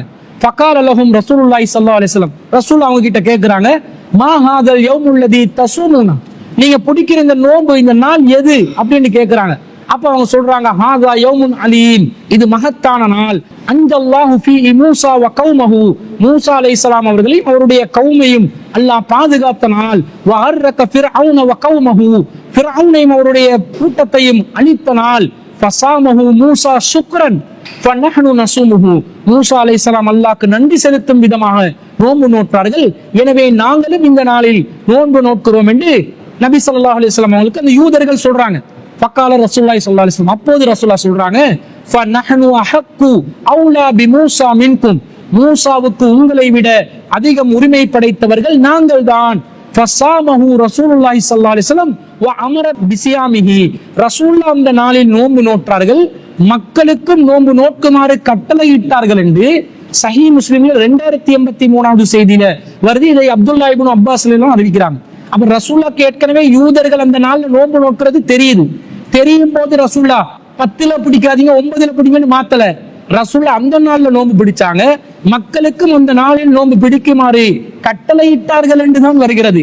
9க்கு மாத்தினாங்க, 10 ரத்து செய்தார்கள் என்று வரவில்லை. ரசூலுல்லாஹ் 10ல் தான் நோன்பு நோற்றார்கள். மேலதிகமா என்ன செய்யறாங்கடா, அடுத்த வருஷம் உசுரோட இருந்தா எக்ஸ்ட்ராவாக 9லை நான் நோட்பேன் என்றாங்க. அப்ப யூதர்களுக்கு மாற்றம் செய்வதற்காக 9 எக்ஸ்ட்ராவா சேர்த்து கொண்டாங்களே தவிர, யூதர்கள் 10வது நாள்ல நோன்பு பிடிச்சத ரசூல் ஸல்லல்லாஹு அலைஹி வஸல்லம் தெரிஞ்ச பிறகு 10 விட்டு ரத்து செய்து ரசூலுல்லாஹ் 9ஐ கொண்டு வந்தார்கள் என்ற கருத்து இந்த ஹதீஸுக்கு மாற்றமாக இருப்பதை நாங்கள் பார்க்கிறோம். அப்ப நபி ஸல்லல்லாஹு அலைஹி வஸல்லம் அவர்கள் பிறை 10ல் தான் ஆஷுரா என்றதை அடிப்படையாக நோட்டு இருக்கிறாங்க. பிறை 9ல நோட்பேன் என்று சொன்னது 10ஐயும் சேர்த்து 9லும் நோட்க வேண்டும் என்ற கருத்தில் சொன்னார்கள் என்பதைத்தான் சஹீஹ் முஸ்லிம்ல வரக்கூடிய அந்த செய்தியை நாங்கள் புரிந்து கொள்ள வேண்டும் என்பது மேல நான் சொன்ன செய்திகள்ல இருந்து நாங்க புரிந்து கொள்ளலாம். இன்னொரு செய்தியை ஆதாரமா காட்டுறாங்க. என்ன ஆதாரமா காட்டுறாங்கடா, சஹீஹ் முஸ்லிம்ல வரக்கூடிய 2087வது செய்தி. அதுல ஒரு தாபி ஒருவர், அஹ்கம் இப்னு அல் அர்ஜ் என்று சொல்லக்கூடிய தாபி ஒருவர் இப்னு அப்பாஸ் ரலியல்லாஹு அன்ஹு அவர்களை சந்திப்பதற்காக செல்கிறார்கள். அந்த நேரத்துல இன்தஹைது இலா இப்னு அப்பாஸின் ரலியல்லாஹு அன்ஹுமா வஹுவ முத்தவஸ்ஸிதுன் ரிதாஹு ஃபீ ஸம்ஸம். ஸம்ஸம் கிணற்றுக்கு அருகில் தனது மேல் துண்டை தலையணையாக வைத்து சாய்ந்திருந்த இப்னு அப்பாஸ் ரலியல்லாஹு அன்ஹு அவர்களிடம் நான் சென்றேன். அந்த நேரத்துல ஃபகுல்து லஹு அக்பிர்னி அன் ஸௌமி ஆஷுரா, ஆஷுரா நோன்பை பற்றி எனக்கு அறிவியுங்கள் என்று நான் சொன்னேன். ஃபகால, இப்னு அப்பாஸ் அவர்கள் சொன்னார்கள், இதா ரஅய்த ஹிலாலல் முஹர்ரமி, முஹர்ரமுடைய பிறையை நீங்கள் கண்டால் ஃபஅதுத், நாட்களை எண்ணிக்கொள்ளுங்கள். வ அஸ்பிஹ் யௌமத் தாசிஇ ஸாயிமன், 9வது நாளில் நோன்பு நோற்றவராக இருங்கள் என்று எனக்கு இப்னு அப்பாஸ் ரலியல்லாஹு அன்ஹு அவர்கள் சொன்னார்கள். குல்து, நான் கேட்டேன், ஹாகதா கான ரசூலுல்லாஹி ஸல்லல்லாஹு அலைஹி வஸல்லம் யஸூமுஹு, இவ்வாறுதான் ரசூல் ஸல்லல்லாஹு அலைஹி வஸல்லம் அவர்கள் நோன்பு நோற்றார்களா என்று கேட்டதற்கு கால நஅம், ஆம் அவ்வாறுதான் என்று இப்னு அப்பாஸ் ரலியல்லாஹு அன்ஹு அவர்கள் சொன்னார்கள் என்ற செய்தி சஹீஹ் முஸ்லிம்ல வருது. அப்ப இந்த செய்தியில இப்னு அப்பாஸ் ரலியல்லாஹு அன்ஹு அவர்கள் பிறை 9ல தானே நோன்பு நோக்க சொல்றாங்க. முஹர்ரம் மாதம் பிறை கண்டதிலிருந்து நாட்களை எண்ணிக்கொள்ளுங்க, 9வது நாள்ல தான் நீங்க நோன்பு நோற்று இருக்கணும் என்று சொல்லி இப்னு அப்பாஸ் ரலியல்லாஹு அன்ஹு சொல்ல, ரசூலுல்லாஹ் இப்படிதான் செய்தார்களான்னு கேட்ட நேரத்தில் ஆமா ரசூலுல்லாஹ் இப்படிதான் சொன்னாங்க என்று இப்னு அப்பாஸ் ரலியல்லாஹு அன்ஹு அவர்கள் அறிவிக்கிறார்களே, அப்ப நாங்க பிறை 9ல தானே நோன்பு நோக்க வேண்டும் என்று பிறை 9ல தான் ஆஷுரா நோன்பை நோக்க வேண்டும் என்பவர்கள் ஆதாரமாக காட்டுகிறார்கள். ஆனா இந்த செய்தியை நீங்கள் நன்றாக கவனித்து பாருங்கள். இந்த செய்தியில வாசகங்கள் நபி ஸல்லல்லாஹு அலைஹி வஸல்லம் அவர்கள் பிறை 9ல் ஆஷுரா நோன்பு நோக்கும் வழக்கமுடையவராக இருந்தார்கள் என்று வருகிறது. எப்படி வருது? அவர் கேட்கிறார், ஃபகுல்து ஹாகதா கான ரசூலுல்லாஹி ஸல்லல்லாஹு அலைஹி வஸல்லம் யஸூமுஹு, ரசூலுல்லாஹ் பிறை 9ல் தான் இப்படி நோன்பு நோக்கக்கூடிய வழக்கத்தில் இருந்தார்களா? அதற்கு இப்னு அப்பாஸ் ரலியல்லாஹு அன்ஹு அவர்கள் நஅம், ஆம் அப்படிதான் ரசூலுல்லாஹ் இருந்தார்கள் என்று வருகிறது.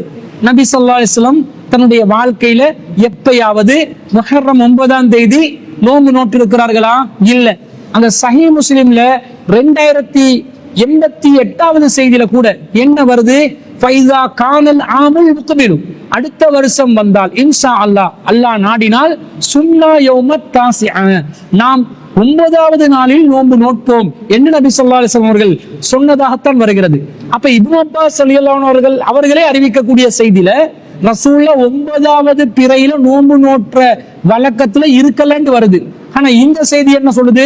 நபி ஸல்லல்லாஹு அலைஹி வஸல்லம் அவர்கள் 9வது நாள்ல நோன்பு பிடிக்கும் வழக்கம் உள்ளவர்களாக இருந்தார்களான்னு கேட்கும் பொழுது ஆமா என்று இப்னு அப்பாஸ் ரலியல்லாஹு அன்ஹு அவர்கள் எதை ரசூல் ஸல்லல்லாஹு அலைஹி வஸல்லம் தன் வாழ்க்கையிலே செய்யலையோ அதை செய்ததாக ரசூலுல்லாஹ் மீது இட்டுக்கட்டி சொன்ன மாதிரி இந்த செய்தி வருது. அப்ப இப்னு அப்பாஸ் ரலியல்லாஹு அன்ஹு அவர்கள் இப்படி சொல்லி இருப்பார்களா? கண்டிப்பாக சொல்லி இருக்க மாட்டார்கள். அப்ப சஹீஹ் முஸ்லிம்ல வரக்கூடிய 2087வது செய்தி கருத்து குழப்பம் உள்ள செய்தி. இப்னு அப்பாஸ் ரலியல்லாஹு அன்ஹு அவர்கள் அவருடைய சொந்த கூற்றாக நீங்க முஹர்ரம் 9ல நோன்பு பிடிங்க, முஹர்ரம் பிறைய பாருங்க, நாளை கணக்கு பண்ணுங்க, 9ல நோன்பு பிடிங்கன்றத அவருடைய சொந்த கூற்றாக சொல்லி இருந்தால் அந்த சொந்த கூட்டுக்கு நாங்க எதுக்கு மார்க்க சாயல் பூசணும்? அதை நாங்க எதுக்கு கடைப்பிடிக்கணும்? அதை கடைப்பிடிக்கணும் என்ற தேவை நமக்கு இல்லை. காரணம் நபி தோழர்களுக்கு வஹி வராது. நபித்தோழர்கள் மார்க்கம் என்று புதிதாக ஒன்று உருவாக்கி சொல்ல தகுதி படைத்தவர்கள் அல்ல. அல்லாஹ்வும் ரசூலும் தான் இந்த மார்க்கத்தை முழுமைப்படுத்தி இருக்கிறார்கள். அவர்கள் தான் இந்த மார்க்கத்தை சொல்ல வேண்டும் என்பதை நாம் பல குர்ஆன் வசனங்கள்ல இருந்தும் ஹதீஸ்கள்ல இருந்தும் விளங்கி வைத்திருக்கிறோம். அப்ப ஒரு நபித்தோழருடைய சொல் மார்க்க ஆதாரமாக ஆகாது என்பதனால இப்னு அப்பாஸ் ரலியல்லாஹு அன்ஹு அவர்கள் சொந்த கூற்றாக பிறை 9 நீங்கள் ஆசுரா நோன்பு பிடிங்க என்று சொல்லி இருப்பதை நாங்கள் ஏற்க வேண்டிய அவசியம் இல்லை. ஆனா அந்த செய்தியில என்ன வருது? ரசூலுல்லாஹ்வை தொடர்பு படுத்தி வருது. ரசூலுல்லாஹ் 9 முஹர்ரம் நோன்பை நோக்கக்கூடியவர்களாக இருந்தார்கள் என்று வருகிறது. அது ரசூலுல்லாஹ்வுடைய வளமையான போங்குக்கு மாற்றமாக இருப்பதை நாங்கள் பார்க்கிறோம். எனவே இந்த சஹீஹ் முஸ்லிம்ல 2087வது செய்தி ஒரு கருத்து குழப்பம் உள்ள செய்தியாக இருப்பதனால நாங்க பிறை 9 நோன்பு நோக்க வேண்டும் என்ற கருத்தை ஏற்க முடியாததாக இருக்கிறது. ரசூலுல்லாஹ் முஹர்ரம் 10 தான் தெரிவு செய்து நோன்பு நோட்டு இருக்கிறார்கள் என்பதற்கு ஏராளமான ஆதாரங்களை நாங்கள் பார்க்கிறோம். அதனால 10லையும் 9லையும் சேர்த்து பிடிக்கணும் என்றதுதான் சரியான நிலைப்பாடு. 9ல பிடிக்கணும் என்பது யூதர்களுக்கு மாற்றம் செய்வதற்காக ஆசுரா 10 என்ற இயல்பை அல்லாஹ்வின் நாட்களில் ஒரு நாளாக இருந்ததை ரத்து செய்துவிட்டு ரசூலுல்லாஹ் 9ல் பிடிக்க சொன்னார்கள் என்ற கருத்தில் நாங்கள் அதை புரிந்து கொள்ள கூடாது. ரசூலுல்லாஹ் ஆசுரா 10லையும் பிடிச்சாங்க. அடுத்த வருஷம் நான் உயிருடன் இருந்தால் 9ல் பிடிப்பேன் என்ற 9லும் சேர்த்து பிடிப்பேன் என்ற கருத்தில் தான் அதை நாங்கள் புரிந்து கொள்ள வேண்டும் என்பது இந்த ஆதாரங்களிலிருந்தும் இந்த வாதங்களிலிருந்தும் நாங்கள் புரிந்து கொள்கிறோம். நபி ஸல்லல்லாஹு அலைஹி வஸல்லம் அவர்கள் யூதர்களுக்கு மாற்றம் செய்வதற்காக 10லையும் 9லும் நோட்பதாக வருகிறதே, அந்த செய்தியில அடுத்த வருடம் நான் உயிருடன் இருந்தால் 9ல பிடிப்பேன் 9லும் பிடிப்பேன் என்று நாங்கள் கருத்து கொள்றோமே, ஏன் ரசூலுல்லாஹ் யூதர்களுக்கு மாற்றம் செய்வதற்காக 10ஐயும் 11ஐயும் தெரிவு செய்யவில்லை அப்படின்னு ஒரு கேள்வி கேட்கிறாங்க. இது கேள்வியை பார்க்கும்போது ஒரு லாஜிக்கான கேள்வி மாதிரி விளங்கும். ரசூலுல்லாஹ் 10ல ஆசுரா நோன்பு பிடிக்கிறாங்க. அப்ப யூதர்கள் அதை மகத்துவம் படுத்துறதாக எத்தி வைக்கப்படுது. அடுத்த வருஷம் நான் 9லும் பிடிப்பேன் என்று நபி ஸல்லல்லாஹு அலைஹி வஸல்லம் அவங்க சொல்வதாக இருந்தால் ரசூலுல்லாஹ் ஆசுரா 10ல தானே இருக்கிறாங்க. நாளைக்கு நாங்க 11ல பிடிச்சி யூதருக்கு மாற்றம் செய்வோம் 10 11 ஆக்கல, ஏன் 9 அடுத்த வருஷம் என்று ஆக்கி ரசூலுல்லாஹ் 9ல பிடிக்காத நிலையிலே மௌத்தா போற நிலை ஏன் ஏற்படுகிறது என்ற கேள்வி ஒரு நியாயமான கேள்விதான். இந்த விஷயத்தை நாங்க புரிஞ்சு கொள்ளணும். ரசூலுல்லாஹ் மார்க்கம் என்று ஒன்று தீர்மானிக்கிறது சொந்த கருத்தா தீர்மானிக்க முடியாது. ரசூலுல்லாஹ் நினைச்சா 10 11 ஆக்குறது அல்லது 12 ஆக்குறது என்று ரசூலுல்லாஹ்க்கு விரும்பினதெல்லாம் மார்க்கமாக்கலுமா?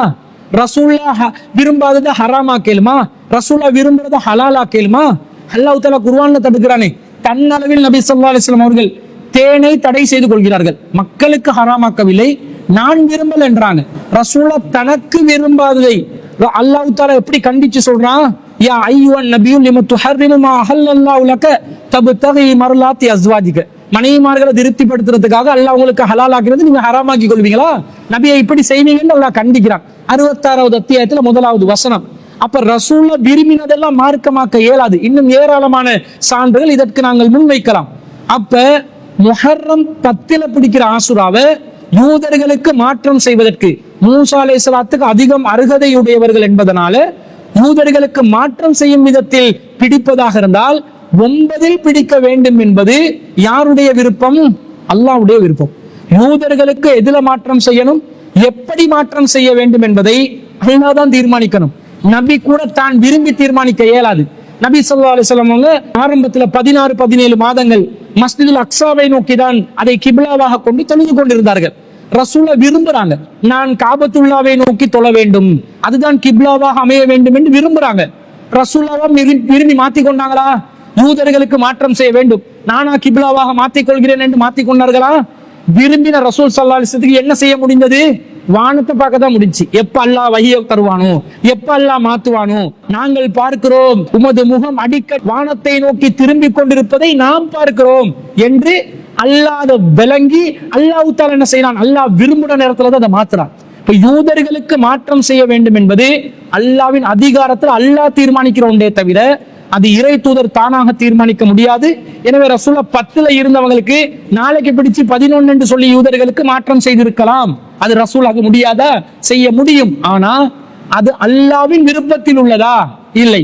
அல்லாஹ்வுடைய விருப்பத்துல எது இருக்குது?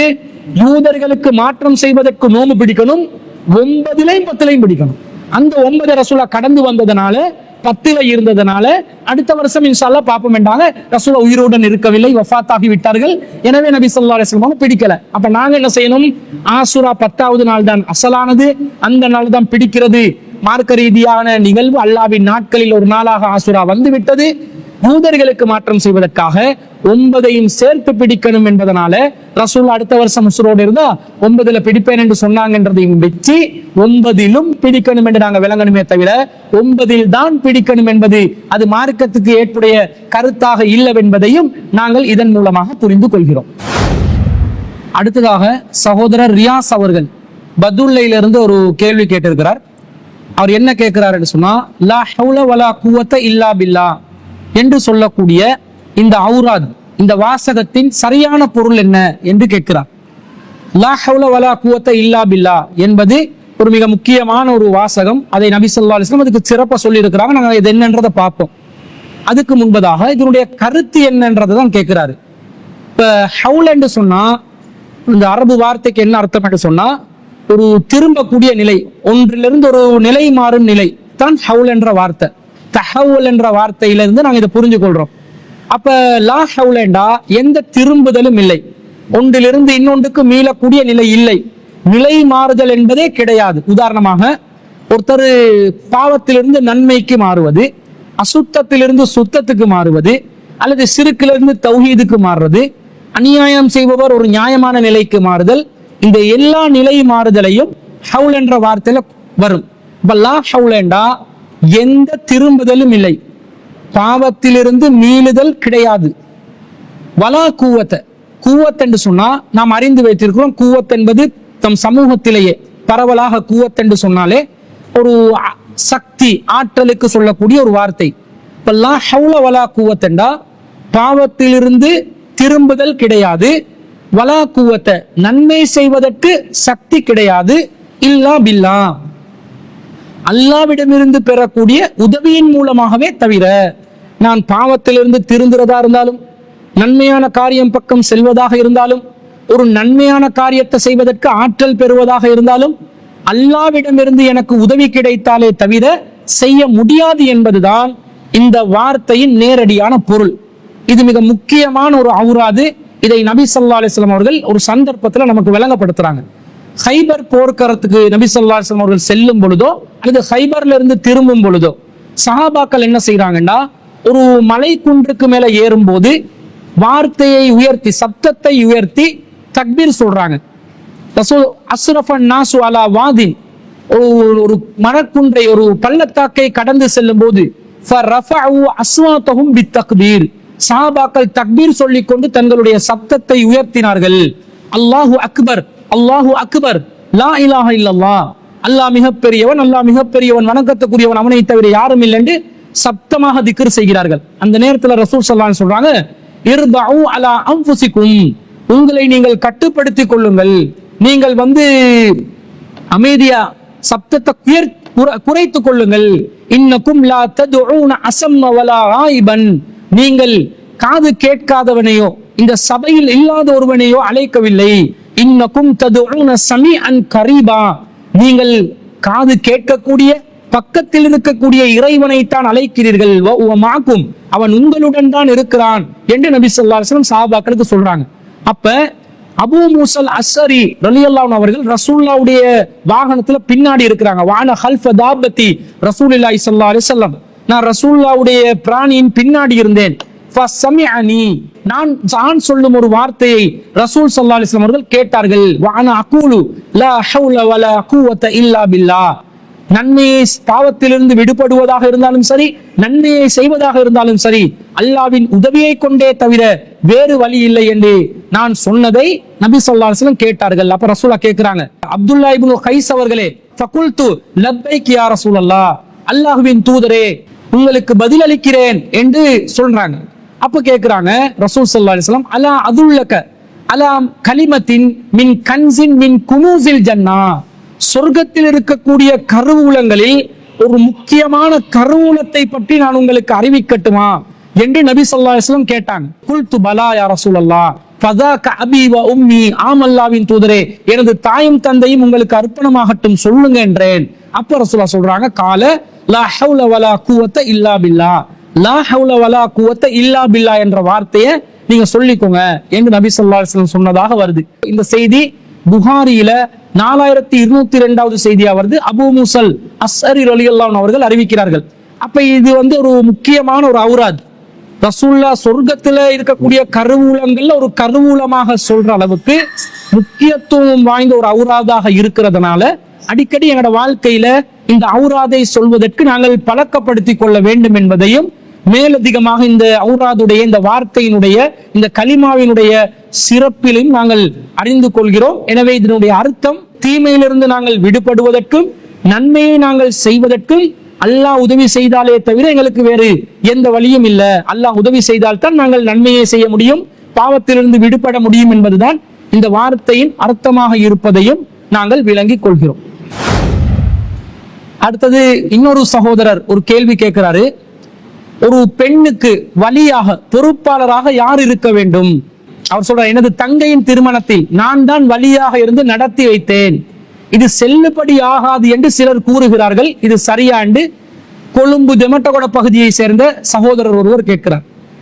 அவர் என்ன கேட்கிறார் என்று, அவருடைய தங்கச்சிட கல்யாணத்தை அவர் தான் செஞ்சு வச்சிருக்கிறாரு, அவர் தான் வலியா நின்றிருக்கிறாரு, அவருடைய தந்தை உயிருடன் இருக்கும் நிலையில் அவர் வலியா இருந்திருக்கிறாரு, எனவே நான் வலியா நின்று முன் வந்து செஞ்ச இந்த திருமணம் செல்லுபடியாகுமான்னு கேட்கிறார். பொதுவாக ஒரு திருமணத்தில் வலி பொறுப்பாளர் இருந்துதான் ஒரு பெண்ணை திருமணம் முடித்து வைக்க வேண்டும் என்பதை நாங்கள் விளங்கிக் கொள்கிறோம். திருக்குர்ஆன்ல சூரத்துல் பக்கரால 221வது செய்தியில இது குறிப்பிடப்பட்டிருக்கிறது. அல்லாஹ் என்ன சொல்கிறார் என்றா, வலா தன்கிஹுல் முஸ்ரிகாத்தி அத்தா யுமின்ன, முஸ்ரிக்கான பெண்கள் அவர்கள் ஈமான் கொள்ளும் வரைக்கும் நீங்கள் திருமணம் முடித்து கொள்ளாதீர்கள் என்று ஆண்களை பார்த்து அல்லாஹ் சொல்றான். வலா அமத்தும் முஃமினத்துன் கைரும் மின் முஸ்ரிகத்தின் வலா அஜபத்துக்கும், ஒரு முஸ்ரிக்கான பெண் எவ்வளவு அழகானவர்களாக இருந்தாலும் மூமினான அடிமையான பெண் முஸ்ரிக்கான பெண்ணை விட சிறந்தவள் என்று அல்லாஹ் சொல்கிறார்.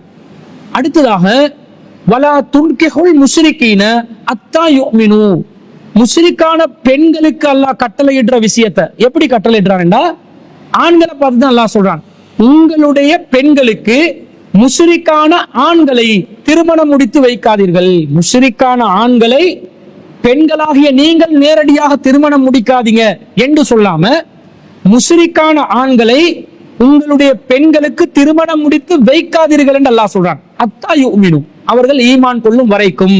வல அப்துன் மூமினுன் கைரும் மின் முஸ்ரிகின், மூமினான முஸ்ரிக்கான ஆண் எவ்வளவு அழகானவரா இருந்தாலும் ஒரு மூமினான அடிமை உங்களுக்கு முஸ்ரிக்கை விட சிறந்தவன் என்று சொல்லி அல்லாஹ் தஆலா சொல்றான். அப்ப இந்த இடத்துல முஸ்ரிக்கான பெண்களை மூமின்கள் நேரடியா திருமணம் முடிச்சுக் கொள்ள கூடாது, முஸ்ரிக்கான ஆண்களை மூமினான பெண்கள் நேரடியா திருமணம் முடிக்க கூடாதான்னு கேட்டா, மூமினான ஆண்கள் முஸ்ரிக்கான பெண்களை நேரடியாக திருமணம் முடிக்காமல் பொறுப்பாளரை வைத்து திருமணம் முடிக்க வேண்டும் என்று அல்லாஹ் சொல்கிறான். அப்ப ஒரு பொறுப்பாளர் வரணும் என்று இருக்குது. இந்த பொறுப்பாளர் யார்? அவர் ஆணாக இருக்க வேண்டும் என்று வருகிறது. இந்த பொறுப்பாளர் யார் இருக்க வேண்டும் என்பதை சூரத்துல் நிசால 4வது அத்தியாயத்தில் 25வது வசனத்தில் அல்லாஹ் சொல்றான். ஃபன்கிஹு உன்ன பிஇذن அஹ்லிஹின்ன, நீங்கள் பெண்களை திருமணம் முடிப்பதாக இருந்தால் அவர்கள் குடும்பத்தின் அனுமதியுடன் திருமணம் முடியுங்க என்று அல்லாஹ் சொல்றான். அப்ப குடும்பத்தாரின் அனுமதி என்றா குடும்பத்தில் இருக்கக்கூடிய ஆண்களோட அனுமதியோடு திருமணம் முடியுங்க என்று அல்லாஹ் சொல்றான். அப்ப வலியா வரக்கூடியவங்க ஆண்களா இருக்க வேண்டும், பெண்களின் குடும்பத்தவர்களாக இருக்கணும். குடும்பம் என்றா யாரு? ஒரு குடும்பத்துல முக்கியமானவர் தந்தை, ஆண் உறவை எடுத்துக்கொண்ட தந்தை. தந்தைக்கு பிறகு யார் வருவார்? குடும்பத்துல அடிப்படை வட்டத்துக்குள்ள யார் வருவார்? அண்ணன் தம்பி தான் வருவாங்க. அதுக்கு அடுத்ததுதான் மாமா, சாச்சா, பெரியப்பா வருவாங்க. அப்ப குடும்பம் என்று வரும் பொழுது அந்த வரிசைப்படி பார்த்தால் முதலாவதாக தந்தை வருவார், அதற்கு பிறகு ஆண் உறவு என்ற வகையில சகோதரன் நானவோ தம்பியோ வருவார், அதற்கு பிறகு ஆண் உறவு பொறுப்பாளர் என்ற வகையில தந்தையின் சகோதரர்கள் பெரியப்பா சாச்சா அல்லது தாயின் சகோதரர்கள், அது மாமா தான், நானாவா இருந்தாலும் தம்பியா இருந்தாலும் மாமா, இவர்கள் வருவார்கள் என்று இந்த வரிசையில தான் வலி என்பவர்களுடைய அந்த பொறுப்பாளர்கள் வருவார்கள் என்பதை நாங்கள் புரிந்து கொள்கிறோம். அப்ப இந்த பொறுப்பாளர்களாக இருந்து யாராவது ஒரு உறவுக்காரர் திருமணம் முடிச்சு வச்சா சரி. திருமணம் முடித்து வைப்பதற்கு தந்தை தகுதியற்ற நிலையை அடைந்தால், தந்தை இல்லாவிட்டால், மரணித்து விட்டால், அல்லது தந்தை இருக்கிறார் அவர் சுய நினைவோடு இருக்கணும், பைத்தியக்காரனாயிட்டார் அவர் வந்து மூல குழம்பினவரா இருந்தா அவர் திருமண ஒப்பந்தம் என்ன நடக்குதுன்னு அவருக்கு தெரியுமா? தெரியாது. அப்ப எப்படி திருமணம் முடித்து வைக்கலாம்? அப்ப அவர் உயிருடன் இருந்தால், அவர் தகுதியை இழந்த நிலையில் இருந்தார், அந்த இடத்துக்கு அடுத்ததா யார் வருவா? சகோதரன், நானவோ தம்பியோ வருவார். இவங்க 2 பேரும் மூல குழம்பின நிலையில வந்தா, அல்லது மௌத்தா போனா மாமா அல்லது சாச்சா பெரியப்பா வருவாங்க. இந்த வரிசையில தான் போகும். அப்ப இவர் தன்னுடைய தங்கைக்கு திருமணம் முடித்து வைத்திருக்கிறார். தந்தை இல்லாத நிலையில் தங்கச்சிக்கு அவர் திருமணம் முடித்து வைத்திருந்தால் அது செல்லுபடி ஆகும். தந்தை இருந்தும் அந்த திருமணத்தை நடத்தி வைப்பதற்கு தகுதியற்ற நிலையில் தந்தை இருப்பாரேயானால் அப்போதும் அந்த திருமணத்திற்கு சகோதரன் முன் வந்து பொறுப்பாளராக இருந்து திருமணத்தை நடத்தி வைக்கலாம். மூசா அலைஹிஸ்ஸலாம் அவர்களுடைய திருமணத்தை மூசா அலைஹிஸ்ஸலாத்துடைய மனைவியின் தந்தை தான் பேச்சுவார்த்தையை நடத்துறார். தன் மகள் சார்பாக தந்தை தான் இருக்கிறார் என்ற செய்தியை சூரத்துல் கசஸ்ல 27வது வசனத்துல நாங்க பார்க்கிறோம். மூசா அலைஹிஸ்ஸலாத்தோட திருமண பேச்சுவார்த்தையும் அவர் தான் நடத்துவார். மகளுடைய விருப்பத்தையும் அவர் தான் தெரிவிப்பார். அந்த மகர் விவகாரத்தையும் தந்தை முன்னின்றுதான் பேசுவார் என்றதை பார்க்கிறோம். இது முதல் இடத்துல வந்து தந்தை நிற்பார் என்பதற்கு ஆதாரமா இருக்கிறது. அடுத்ததாக தந்தை இல்லாத நிலையில் யாரு வருவாங்க என்று சொன்னா நபி ஸல்லல்லாஹு அலைஹி சொல்றாங்க, இதா நுகிஹத்தில் மர்அத்து பிகைரி அம்ரி மௌலாஹா, ஒரு பெண் தன்னுடைய பொறுப்பாளர் இல்லாமல் திருமணம் முடித்துக் கொண்டால் ஃபநிகாஹுஹா பாத்திலுன் ஃபநிகாஹுஹா பாத்திலுன் ஃபநிகாஹுஹா பாத்திலுன், அவளுடைய நிகா பாத்திலாகிவிடும், அவளுடைய நிகா பாத்திலாகிவிடும் என்று ரசூல் ஸல்லல்லாஹு அலைஹி திரும்பி திரும்ப சொல்றாங்க. 3 தடவை சொல்றாங்க. பிறகு ரசூலுல்லாஹ் சொல்றாங்க, ஃபைன் அஸாபஹா ஃபலஹா மஹ்ருஹா பிமா அஸாப மின்ஹா, ஒரு பெண் தன்னுடைய திருமணத்தை முடித்தவன் அவளை அடைந்து விட்டால் அவளை அடைந்ததற்காக அவளது மகர் தொகையை அவளுக்கே அது உரியதாக இருக்கும். அதே நேரத்துல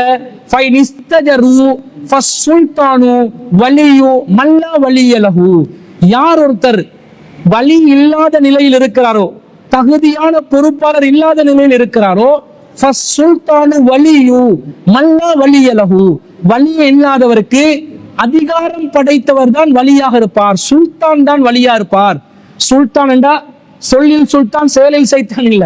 சுல்தான் என்றா பொறுப்பேற்கக்கூடியவர். அந்த பெண்ணுடைய அனைத்து விவகாரங்களுக்கும் பொறுப்பெடுக்கணும். திருமண பேச்சுவார்த்தைக்கு இருக்கணும், மகர் சம்பந்தப்பட்ட விவகாரத்துக்கு இருக்கணும், திருமணத்துல பஞ்சாயத்துகள் வந்து அதுக்கு தலையிடணும், குடும்பத்தை சேர்த்து வைக்கிற பிரிச்சு வைக்கிறதுக்கு இல்ல சேர்த்து வைக்கிறதுக்கு அல்லது நியாயமான தீர்ப்புகள் வழங்குறதுக்கு தலையிடணும். இந்த மாதிரி பொறுப்பேற்கக்கூடிய ஒருவர், ஒரு தந்தை இருக்கிறார், பேரளவுல தந்தையா இருக்கிறார், பொறுப்பேற்கிறதுக்கு அவர் வரமாட்டாரண்டா, குடிப்பயலா இருக்கிறாரு, போதையில மூழ்கினவரா இருக்கிறாரு, அல்லது திருட்டு பயலா இருக்கிறாரு, இந்த ஆள பொறுப்பாளரா வச்சு இருக்கிற குடும்பம் நாசமா போயிடும். அந்த நிலையில தந்தை தகுதியை இழந்து விடுவார். அந்த நேரத்தில் பொறுப்பு கூறக்கூடிய ஒருவராக ஒரு வழி இல்லாவிட்டால் சுல்தான் ஒருவர், அதிகாரம் படைத்தவர் வருவார். அதிகாரம் படைத்தவர் யார்? அவர் ஒரு ஆட்சி தலைவராக இருக்கலாம், ஒரு ஜமாத்தின் தலைவராக இருக்கலாம், ஒரு ஊரின் தலைவராக இருக்கலாம். பொண்ணுக்கு பொறுப்பு சொல்லணும். ஏதாவது அந்த பொன் தரப்புல மணமகள் தரப்புல ஒரு அநீதி இழைக்கப்படும் நிலை வந்தால் அந்த மணமகள் சார்பாக பேசக்கூடிய சக்தி படைத்தவராக அந்த சுல்தான் இருக்க வேண்டும் என்று நபி ஸல்லல்லாஹு அலைஹி வஸல்லம் சொன்ன செய்தியை நான் அஹ்மதுல 23074வது செய்தியா பார்க்கிறோம். இதை அன்னை ஆயிஷா சித்திகா ரலியல்லாஹு அன்ஹா அவர்கள் அறிவிக்கிறார்கள். அப்ப வலியாக இருப்பவர் தந்தை தான் முதலிடம். தந்தைக்கு பிறகு அந்த குடும்பத்தில் ஆணுறவு என்ற வகையில சகோதரன், மூத்தவர் அல்லது இளையவர், அண்ணன் தம்பி வரலாம். அதற்கு பிறகு தாயின் வழி, தாய் வழி சகோதர சகோதரிகள், தாயுடைய சகோதரன் சகோதரி அல்லது தந்தையின் சகோதரன் சகோதரி, சாச்சா பெரியப்பா அல்லது மாமாமார்கள் வழியாக வரலாம். இவர்கள் யாரும் வழியாக நிற்பதற்கு தகுதி பெறாத நிலை வரும் என்றால், இறந்த நிலையோ தகுதி பெறாத நிலையோ வந்தால் ஊரு தலைவர், ஜமாத்து தலைவர் வழியாக நின்று திருமணம் நடத்தி வைக்கலாம் என்று ஹதீசுகள் நேரடியாக சொல்வதனால குறித்த சகோதரர் தனது தங்கையின் திருமணத்திற்காக தந்தை உயிருடன் இருந்தும் அவர் தகுதி பெறாத நிலையை கருத்தில் கொண்டு சகோதரன் முன் நின்று அந்த திருமணத்தை நடத்தி வைத்திருந்தால் அந்த திருமணம் செல்லுபடியாகாது என்று சொல்வது முற்றிலும் முழுவதும் தவறான ஒரு செய்தி. அந்த திருமணம் செல்லுபடியாகும். தாராளமாக அந்த திருமணத்துக்குரிய ஏனைய நிபந்தனைகள் எல்லாம் முழுமை பெற்றிருக்கக்கூடிய ஒரு திருமணமாக இருந்தால் விருப்பம் தெரிவிக்கப்பட்டு மகர் கொடுக்கப்பட்டு அனாச்சாரங்கள் இல்லாத நிலையில அந்த திருமண ஒப்பந்தம் முறையான இந்த இவர் வழியா நின்று நடத்தி வச்சிருந்தார் என்று சொன்னா அது செல்லுபடியான திருமணம் என்பதுல எந்த ஒரு மாற்று கருத்தும் இல்லை. அந்த சகோதரருக்கு ஒருத்தர் தவறான செய்தியை தான் சொல்லி இருக்கிறார் என்றது விளங்குது. எனவே அன்பிற்குரியவர்களே, இந்த வாரத்துக்கான முக்கியமான கேள்விகளை நாங்கள் தொகுத்து வழங்கி இருக்கிறோம். இன்ஷா அல்லாஹ் இது போன்ற மார்க்க சந்தேகங்களுக்கு தெளிவுபடக்கூடிய விதத்தில் நீங்கள் அன்றாடம் சந்திக்கக்கூடிய பிரச்சனைகளை திரையில் தென்படக்கூடிய வாட்ஸ்அப் இலக்கத்திற்கு 9764154245 என்ற வாட்ஸ்அப் இலக்கத்திற்கு நீங்கள் கேள்வியாக அனுப்புங்கள். ஒரு சில சகோதரர்கள் சாதாரணமாக நாங்களே தேடி கண்டுபிடிக்கக்கூடிய செய்திகளை நின்று கேள்விகளாக அனுப்புறாங்க. அப்படி இல்லாம நீங்க அன்றாடம் சந்திக்கிற மிக முக்கியமான பிரச்சனைகள், விடை காண முடியாத பிரச்சனைகளாக இருக்கக்கூடிய கேள்விகளாக இருந்தால் அவற்றை அனுப்பி வையுங்கள். குர்ஆன் சுன்னாவில் இருந்து அதை ஆய்வு செய்து மிக சரியான பதில்களை அல்லாஹ்வுடைய அருளால் சொல்வதற்கு நாங்கள் தயாராக இருக்கிறோம் என்பதையும் கூறிக்கொண்டு இந்த வாரத்திற்கான சிடிஜையின் உங்கள் கேள்வி நேரம் நிகழ்ச்சியை நாம் இத்துடன் நிறைவு செய்து கொள்கிறோம். வஆகிரு தஅவானா அல்ஹம்துலில்லாஹி ரப்பில் ஆலமீன்.